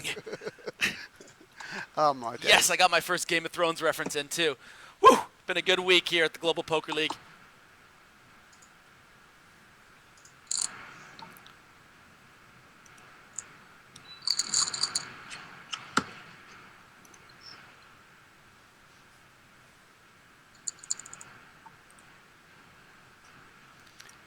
Yeah, of course, a real good way to finish up the day. Auntie Zinno, as we said, one of the hot players of 2015. Sure, people who tune into the WPT broadcasts are big fans of his and going to be eager to tune in and see how he plays. Tom Marchese, also someone with huge success on the World Poker Tour, absolutely. Yeah. Take my time a little bit.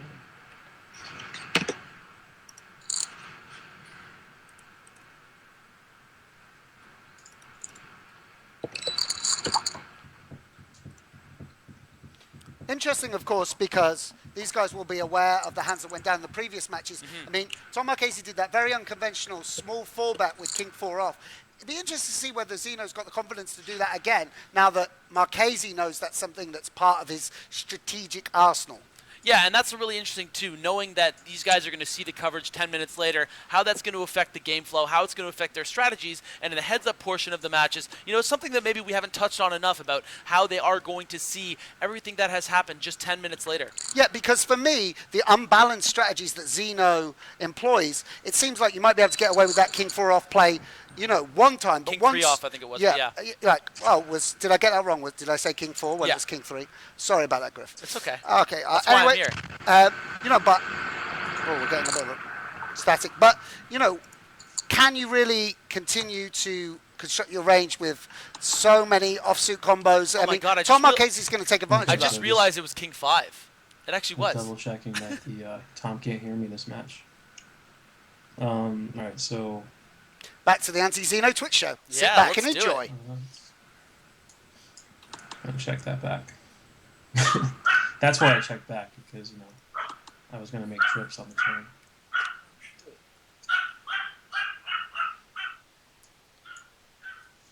Really terribly sorry about this, guys. We said no pets here at the GPL, but clearly Tom Marchese, as we've talked about, not used to being told, you know, what to do. So just unacceptable behavior. Oh.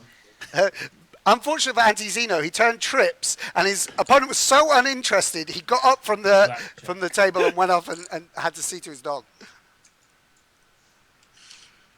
Jack gets raised up. Would have been great if the dog started barking. You'd just be like, "What? I don't have a dog." I thought he was in a Las Vegas. No, he's in his apartment, I guess. Yeah, I brought my dog to Las Vegas this summer. There's some very dog-friendly places. Vidara being one of them. Look at this 3-bet sizing, just getting a chuckle from Marchese. Oh, man. It's like Zinno knows what he has, and he's just like, come on, come here. Wow. No, he doesn't know what he has.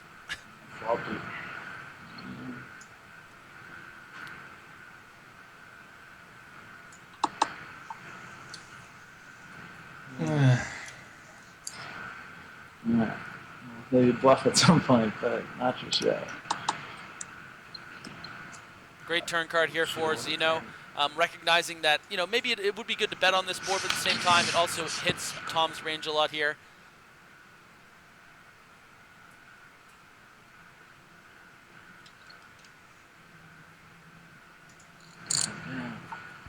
$2,500 just crashes my dreams.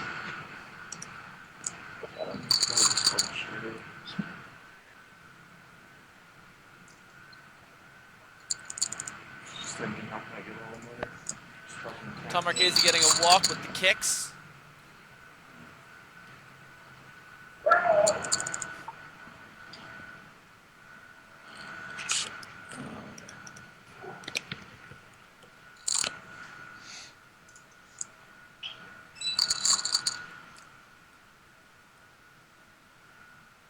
Tom Marchese's got to be happy with the position he's in. Obviously, 2 wins so far out of 3. And now he's going for that, looking to emulate Randy Lou and sweep the board with 3 wins.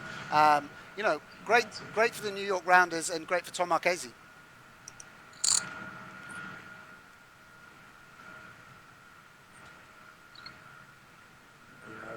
It's going to be an interesting spot here for Anthony Zinno. Obviously, King Queen, an absolute monster. Heads up. Tom Marchese actually 3-betting with the 2 lowest cards you can get, but obviously some potential on the right board texture, being that he's suited. All right. And a pretty action-packed flop, given that it's in 3-bet pot. Let's bet it out and see what happens.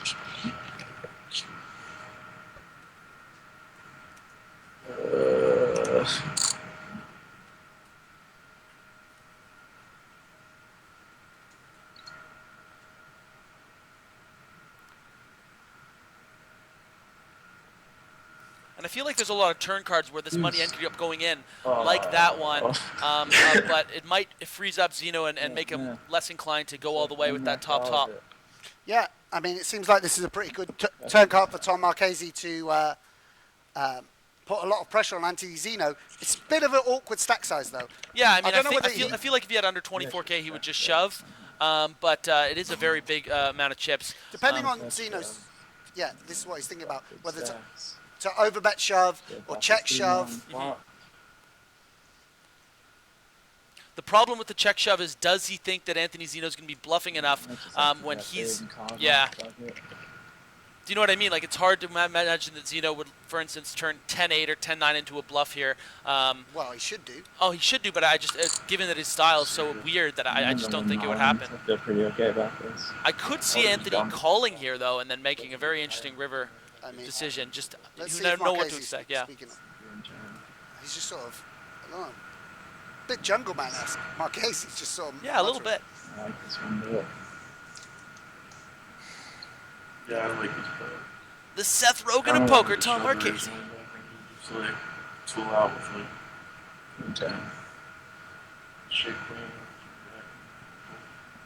Let's go to go. You just not put it in with the 10-8 first me. That'll be a good result. It's certainly put Anthony Zinno in a bit of a coffin. This bet size, he's pretty seems unsure what it means, unsure where he is in his range, unsure whether he has the best hand. And he just elects to call. And Brick City for Marchese. Oh, dear. And that really might freeze Tom, because that really kind of looks like King 10, too, the way he tank called. God damn. I don't know about this one, guys. And some laughter in the background of Tom's screen here. Obviously, a friend not envying his situation here. Damn. Like, damn. And Anthony Zinno just sitting there twirling his mustache, just like, what are you going to do, pal? I mean, he's going to take it for 4 minutes and then put it in. Wow. Oh, no, I have it. Do you think? And he's getting up. 4 minutes. He's going to do the 4-minute tank shove. A brilliant strategy here at the Global Poker League. Final match of the day. How is Zinno going to react to this fascinating play here by the big cheddar cheese Tom Marchese of the New York Rounders? Tom Marchese. Yeah. I mean, and you can see now how this is affecting Zinno. What a superstar. This is such a boss move. This is an uber boss move. I'm loving this. Now I understand the big cheese thing. Yeah. weird. Gotta unclick my auto knock just in case. There we go. Are you ready? Now he is ready to fire. Brilliant. I think if he shoves, he expects a call. So. Oh, we might get a fold from Anthony Zinno. Wow. Fascinating poker here today, guys, in the final match of week 1 here in the Global Poker League. Yeah, if you're just joining us now, Tom Marchese has declared he's going to wait 4 minutes and then shovel in for third pot bet with bottom pair. Put it this way, this is poker that we haven't really seen before. Yeah, and that's a great thing about this format, guys. You know, we're going to see something new every single day, and this is just awesome, awesome to watch. Zeno's just waiting patiently to ball geese. Yeah, I know.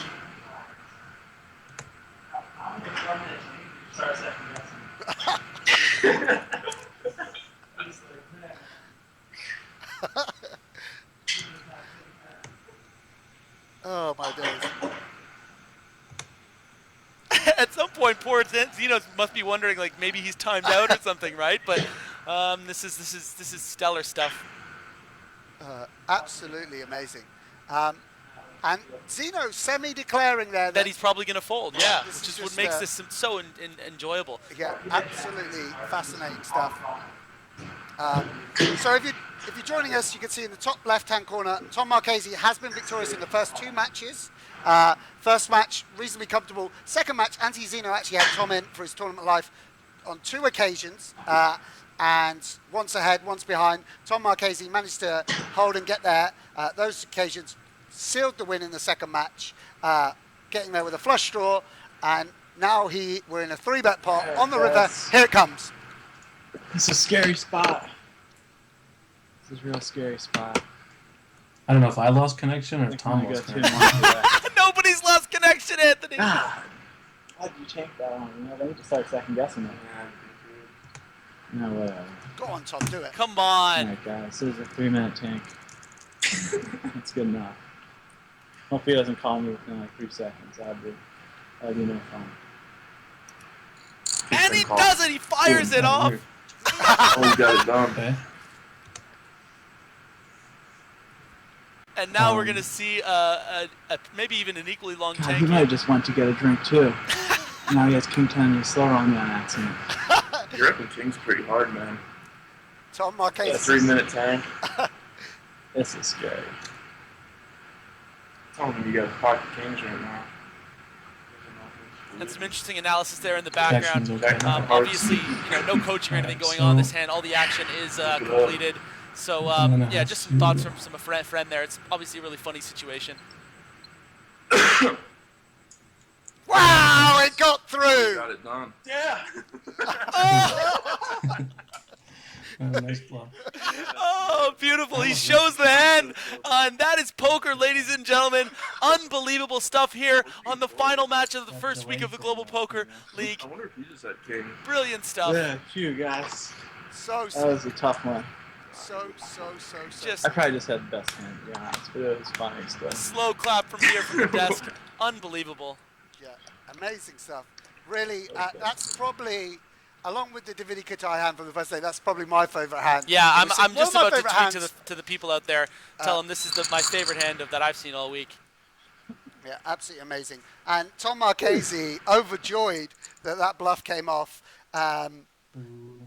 switching the advantage in this match towards Tom Marchese. I mean, Anthony Zinno said himself that he put a lot of stall in momentum, and this is a big momentum switch to Tom Marchese and the New York Rounders, who are already 2 games up in the series.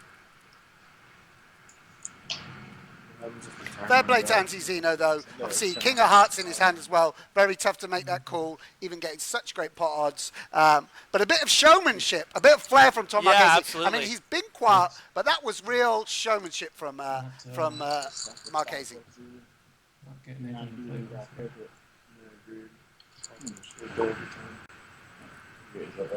I wonder if Zeno's rattled, going to be rattled by that, or if he'll be able to continue to play his game. I don't think anything really rattles Anthony Zinno, to be honest with you.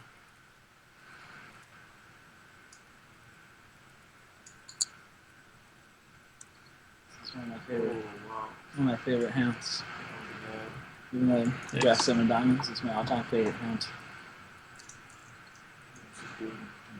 Yeah, let's get that flush. Ah.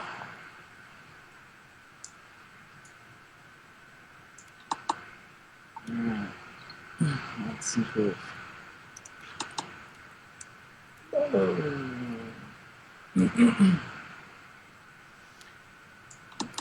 So Antti Zinno not chatting so much. Definitely have one. Obviously, perhaps a little bit rattled by being shown the bluff by Tom Marchese. Has been very generous up to this point with his thoughts. Tom Marchese, high on life, won the first 2 matches, got a little bit lucky in the second match, got that bluff through. I mean, this when poker's going well for you, you're feeling on top of the world. He's just an unbelievable player. This is how online poker should be. Just laxed in your apartment, bashing people up. Makes me good. Some trickery. Oh, no, I didn't have that. One block. Yeah, just give it my mind.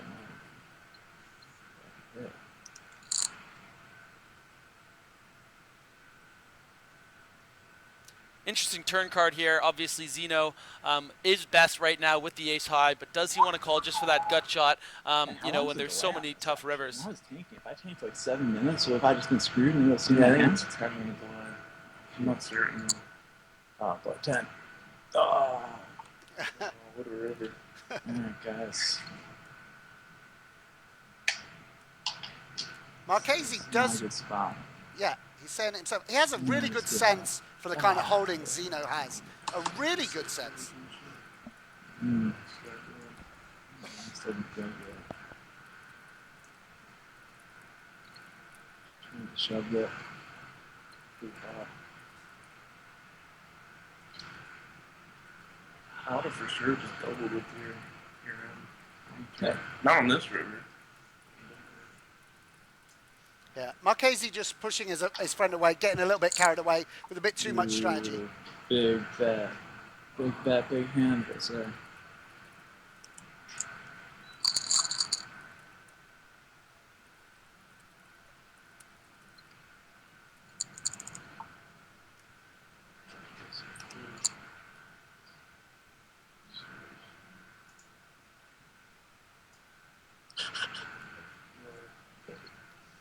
I guess the hand's airing now and his friends are getting in touch.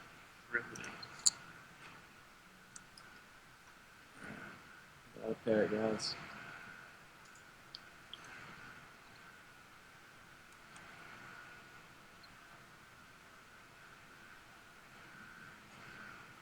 Zinno seems to have a little bit of a different mood about him this match.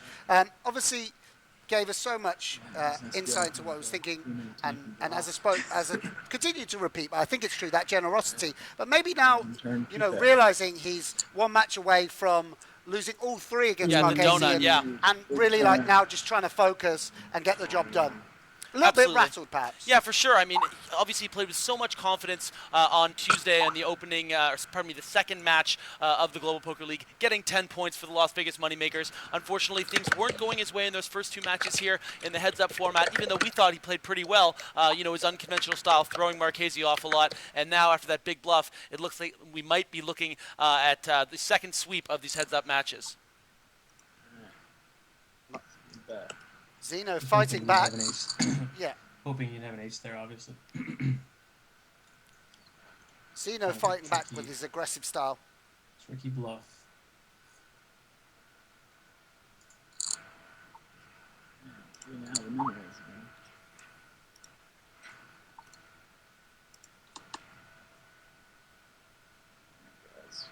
Got trips. Well, you know, he had limped pre-flop, so... Let's check it. Didn't look like an ace.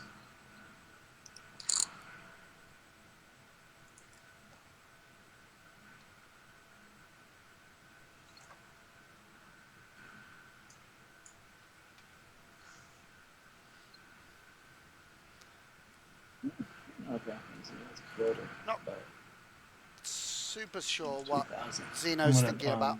Bluff this one too, I think.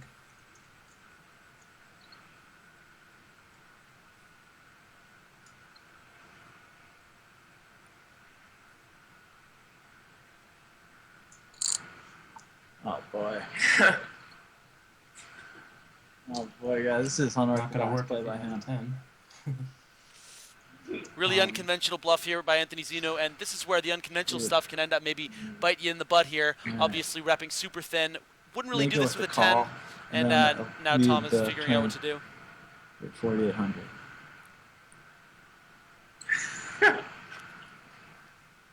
Well, let's see what the turn is first. 7. Oh. Bad result. Alright, I'm gonna check the turn. If I had a plan, and I'm not going with it. But I'm not my plan one bit.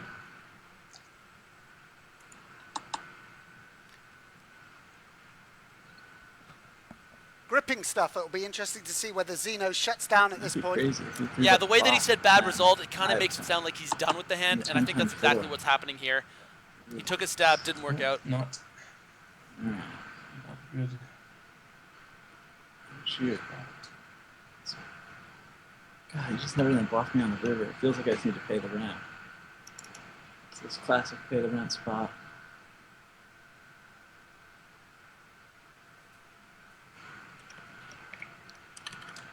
What do you think he means there by classic pay the rent spot? He's not going to fold a jacker, so that's good. Marchese said that? Yeah. Is that It's it's kinda pay the rent, like just shove because you're trying to make sure you get called, or that he's trying to get called? It's an interesting expression, and I guess that's what he means, just betting thin, trying to maybe get a river jack to call or a turn 6, something like that. Yeah, I guess so. 15 big blinds. It's all right through. And again, Zinno kind of running out of chips here. The blinds at 1,000, 2,000, not where he wants to be, certainly, especially sitting with simple jack. Anti Zinno, such a proud guy, you know, such a poker pedigree. He won't want to get sweeped here, and he's going to be battling hard in this last match to claw his way back into it and pick up 3 points for the Moneymakers. Yeah, and just goes to show, you know, in the first match, people didn't really get to see a lot of Tom Marchese's character, what makes him so special. He wasn't really communicating with the audience, and then he ends up taking the spotlight from Zinno. That's absolutely amazing.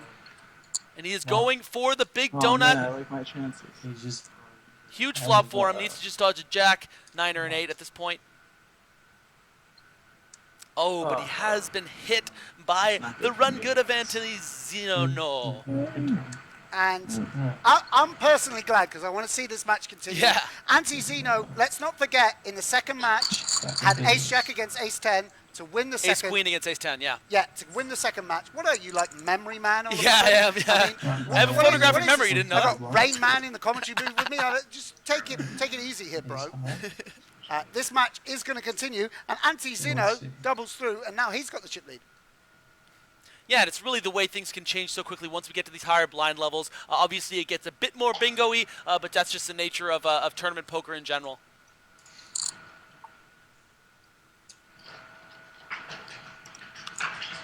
I didn't like raising based on stack sizes.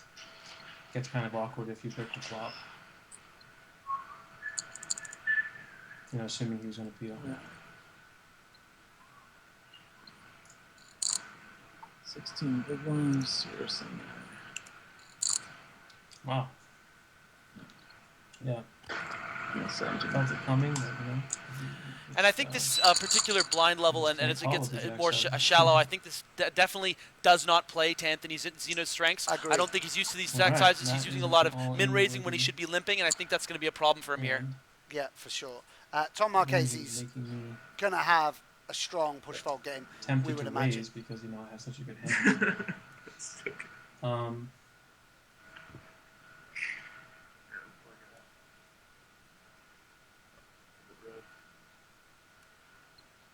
Man. Yeah, I'm going to raise. I mean, it's such a good hand. I don't want to just shove and lose all action. Okay, so very, very, very unlikely to have an ace. Good read there by Zinno, of course. To have an ace. I think the only ace Tom Marchese ever has here is 2 of them. That,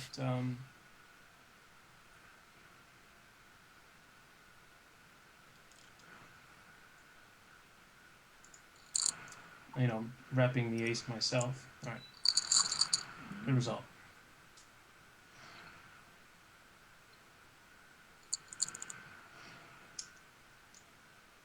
Okay.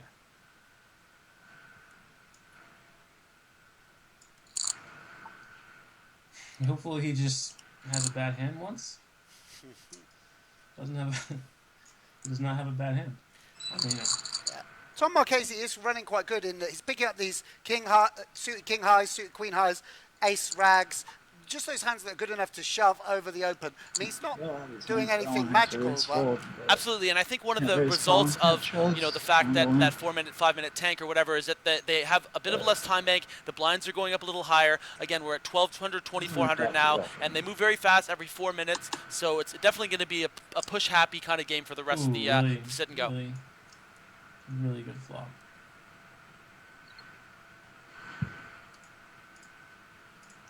I'm gonna lead out. Okay, by leading out, I'm trying to disguise my jack in case he picked up a gut shot or better. You know, I mean, maybe get some action that way. All right.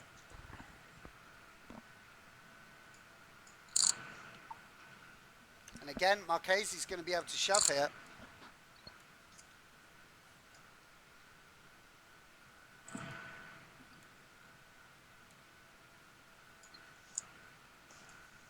Yeah. I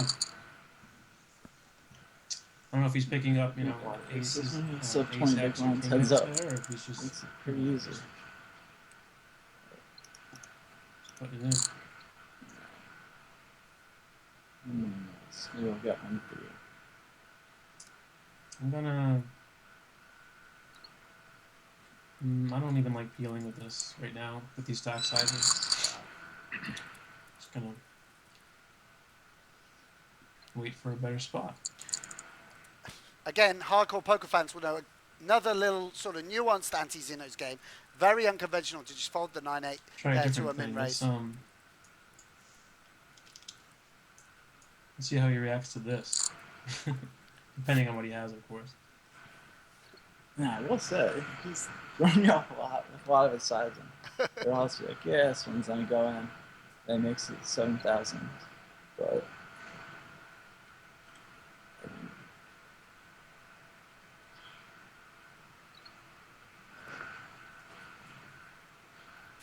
call. Action. Of course, the alternative is to Interesting, the sizing here. And do you expect to see a flat or a shove by Marchese Well, here? it's throwing Marchese off. I think really he should just shove. It's just more to win. But Queen 10's got a lot of playability. Such a nit, guys. Yes. Yeah. Yeah. I mean, it's kind of worked. Zinno picked a new sizing to sort of get Throw him inside off, Marchese's mind, and yeah, it has worked. Oh my days! What a card. Yeah, what's up? Oh wow. wow! Disaster strikes for the cheddar man. Somewhat weighted towards like not great aces. And like mid to small pairs when he does that. But, or I guess just jump. But, who knows? At this point, I'll probably just shoot it. Call one. Play this match is fine. Marchese's This is probably just him having like sevens. So I look full of crap. Yeah, sixes have been enough. And gonna go for value here, of course.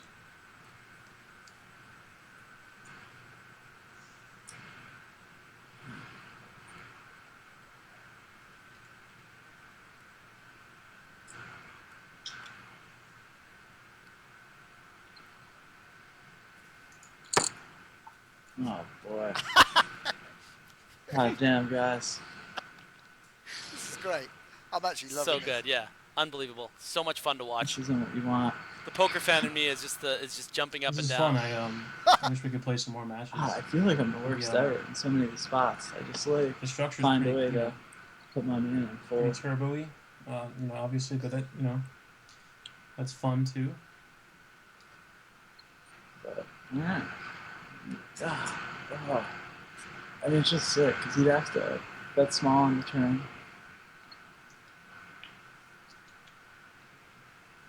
Feels like he has. Your king 9 right side.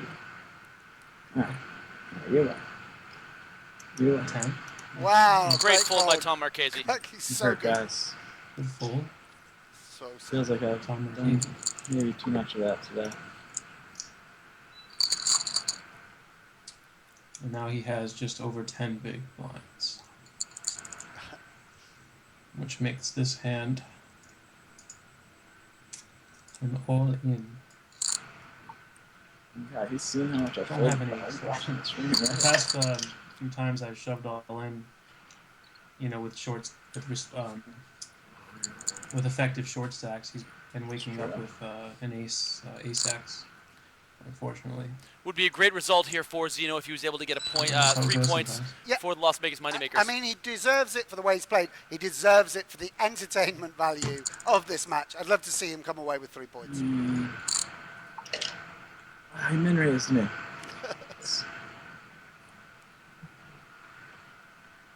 That snap min-raised too.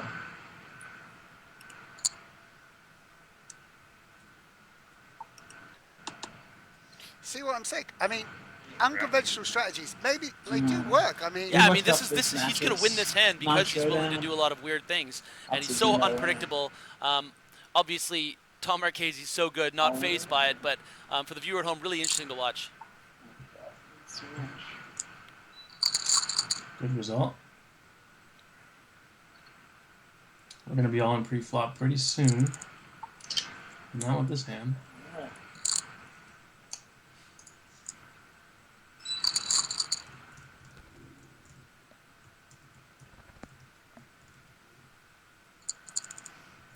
Oh, a monster here for Tom Marchese, obviously hoping that Zinno puts it in with the queens, Jack-4. There it is, Queen 9 off. Man, getting the walk here would be disastrous. Yeah, but Zinno, of course, not the type to do Fold, that. obviously. I would love to see I'd love to see a flat here from Tom, but again, he doesn't know that what the entity has, and is just gonna have a snap fold from Zinno.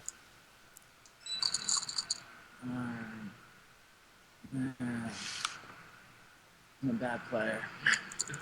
You can just call it. Alright. this could Yeah, be some it. stuff No, the actually, same Marquez will size probably suit limp up it, top. I think. No, no shoves. Alright, No, it goes here in. we go. Zinno is gonna call, Off for the race. and the donut is at Off risk the here. races against the- Action-packed what a flop. for him. Take a 9. Oh man. 4, 7, or 5 for Marchese to keep the sweep alive. Not gonna get it. Got one. Good Tough game, loss. Anthony Zinno. Good game, buddy. Yeah, good game after. It was nice playing with you. Ever the gentleman, these two. Thanks. Tough loss. Yeah, what did you have? What? What did you have? When? When I had the deuce 3 of hearts. Oh, I had Queen King offsuit. Yeah, it was risky play. Yeah, the long tank was pretty brilliant. Just I like did it that. for the fans. I was gonna rip the turn, but then I figured you would shut down on a lot of rivers. Yeah. I thought my flat looked pretty strong, you know. Yeah, it did. I just winning the first 2 matches. I guess I felt like I was free rolling kind of. So I was like, I'll just go for this. I know. That's a huge part of it. Yeah. And I was like, it'll either be it'll be a good hand one way or another. Yeah, no, I like it. I saw the logic. I just felt like I really couldn't call. I don't know. Yeah, that's fair. But yeah, it was fun. This GPL seems like it. Yeah, Could be a man. It's decent awesome. time. It's my first time ever on a webcam in my life, so I was trying to like give a little bit of strategy for the recreational players watching, you know. Yeah, I didn't do much talking the second match. I talked a little bit the third match. Did you? Yeah, it's better to get into it a little bit. But Oh wait, so in the third match, when when you were tanking there, were you talking? In the bluff hand? I just said that I was gonna tank it for like 3 or 4 minutes and then show. Okay, Then I walked away and did a few things and then came back. That's And then good. I kept.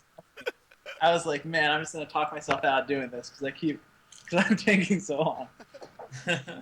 That's good for the fans.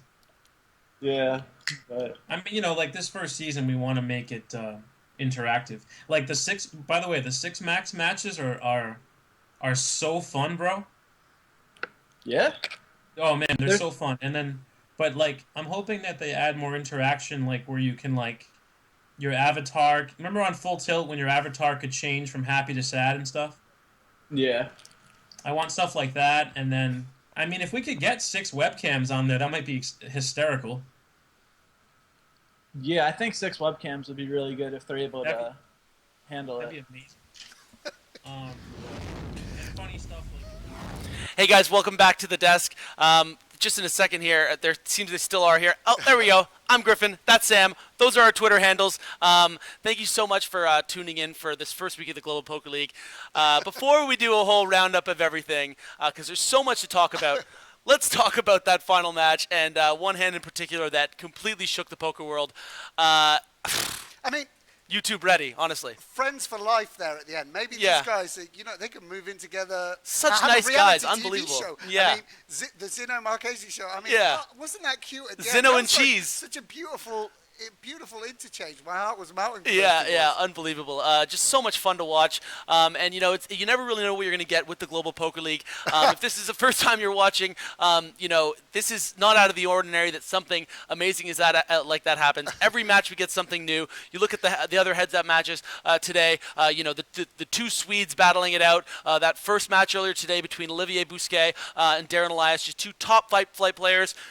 Daniel K. Jungleman Cates yesterday with the show, and then that match just turned out to be way more interesting than we ever could have predicted. I mean, the thing we had was in the first 2 matches, Anthony Zinno obviously engaging with the webcam, talking through his thought process, explaining why he did certain things. And that was really, really great, really, really exciting and a real insight. Tom Marchese playing great poker, making his contribution, but not really engaging. And then we got this inspired pot where Tom Marchese chooses to 3-bet the 3 deuce, and he decided to take a 4-minute tank on the river, and that was just a little bit. That was flair, is the way I describe that. We've never seen anything. I mean, I've never seen anything like that come out of the poker world, and that was thrilling for you and me, and will really stick in the memory over the weekend while we await next week's matches. It was amazing that in the last match of the day, happened to be my favorite hand of the week. Might turn out to be one of my favorite hands of the season, but really, every single day, it just keeps on getting up in the ante. This is the last day of the first week of the GPL. We will be back next Tuesday, but for now, let's see how everyone is doing in the lounge. Laura Cornelius and Eric Danny. Thanks so much, boys. We are doing great here. We really enjoyed that game. We hope you did at home as well. Really entertaining stuff there. The 4-minute tank was just pure class. I received a text from a Las Vegas insider that told me, wait to see the real Tom Marchese. And we got to see the real Tom Marchese. Tom is known as someone that's stoic, but apparently that's not who he is whatsoever. Loves to play around, and obviously we were ready for a show. Not that it was planned or anything, but it did look like Marchese wanted to put something on in the 3rd match. And did he ever? He went from the quiet guy that wasn't talking much to really taking over the show. And with him and Zinno, what an amazing end to the match. And what a great person to have that done to, because Zinno will not be insulted by that. Yeah. He actually did say it's great for the fans. Zinno's that guy. Anything for the fans. He will never be insulted. It was a great move, and Zinno is probably going to keep that in mind, maybe if they ever meet up again on an online match. Zinno also pulled some real magic tricks out of the bag as well, though, some great bluffs, really entertaining to watch. Just generally just a really fun match. It's pretty amazing enjoyable as well that there's 0 victories for the Las Vegas Moneymakers this week, yet they're 2nd in the table. So Anthony Zinno has more than done his job. whoever plays next for Las Vegas is going to have a ton of pressure, probably to get a win, at least a win, because he's had such a great week, a fantastic week for Mr. Zinno. Well, we'll get into that just a minute, who's playing next week, because I can divulge a few thoughts, but we're going to look at the standings right now. This is how they look for the Americas Conference. New York Rounders at the top. Sterling effort from Tom Marchese this evening. 16 points to them. Las Vegas Moneymakers just shy 3 points of the Rounders. Montreal Nationals also had a good night tonight, didn't they? It was an all right night. I think they would have liked it. 3 points for Mr. Jakobsen. 12 points for them. Los Angeles Sunset, we saw Olivier Bousquet play in the first heads-up match this evening. He picked up 6 points for the Sunset. Sao Paulo Metropolitans, 7 points there. We also watched Darren Elias against Olivier Bousquet. Tough match. And the San Francisco Rush managed to get themselves from 0 to 6 points this evening. Congratulations. Congratulations to Nanonoko. Randy Liu, the only player to sweep all 3 matches. Congratulations to him. Yep. A feat in itself. Did a good job. And coming up next week, we have more amazing things coming your way. 6 Max all of next Tuesday. And we have some great names lined up for that, don't we? We have unofficially. We can, unofficially. Let's open I'm getting too ahead of myself, too excited about this. Unofficial matches. A Berlin-Moscow match between Dominik Nitsch and Vladimir Turanovsky could be on deck. But I think the match everyone will be waiting for is on on Thursday. Yeah, Thursday. Phil Galfond of the San Francisco Rush against New York rounder Jason Mercier. I think when it comes to people that love poker, this could be the match of the year already next week. We've already had so many good matches. Indeed. But this could be a great match. 2 of the most respected poker players in the world. For me, I'm excited though, because next week sees some ladies playing the poker. That's right. I think we're going to see Joanne Liu play possibly, and Kitty Kuo play also, both in the 6 Max event. We're also going to see some managers play as well. I believe Liv Boeri will be playing heads up next week. Not sure exactly who she's going to be playing, but she is going to be playing against the Hong Kong Stars. It could be Selena Lin. So I'd like to see that. By the way, I would pay good money to see Kitty Kuo playing poker on a webcam. I really would. Yeah, it's going to be great. Entertaining. It's going to be great. That's all to come next week. So just to remind you, those 6 Max events happening on Tuesday. They're kicking off at 12 o'clock. Eastern time. Then we've got the heads up for Eurasian on Wednesday, and again the Americas heads up on the Thursday. Join us back then on Tuesday. Have a great weekend. We can't wait to see you then.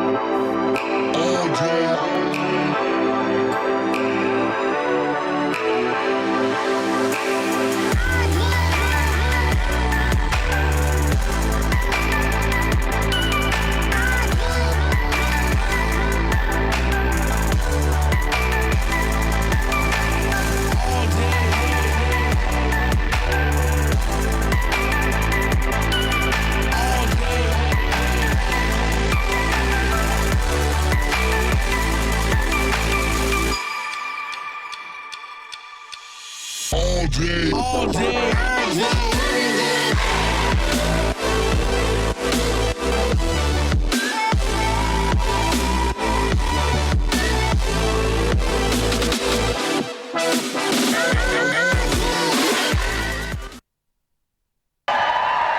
Good evening, everybody, and welcome to the launch of our third album, Inside You. Thank you very much for being here. You guys look amazing in this space. A round of applause for yourselves, everybody!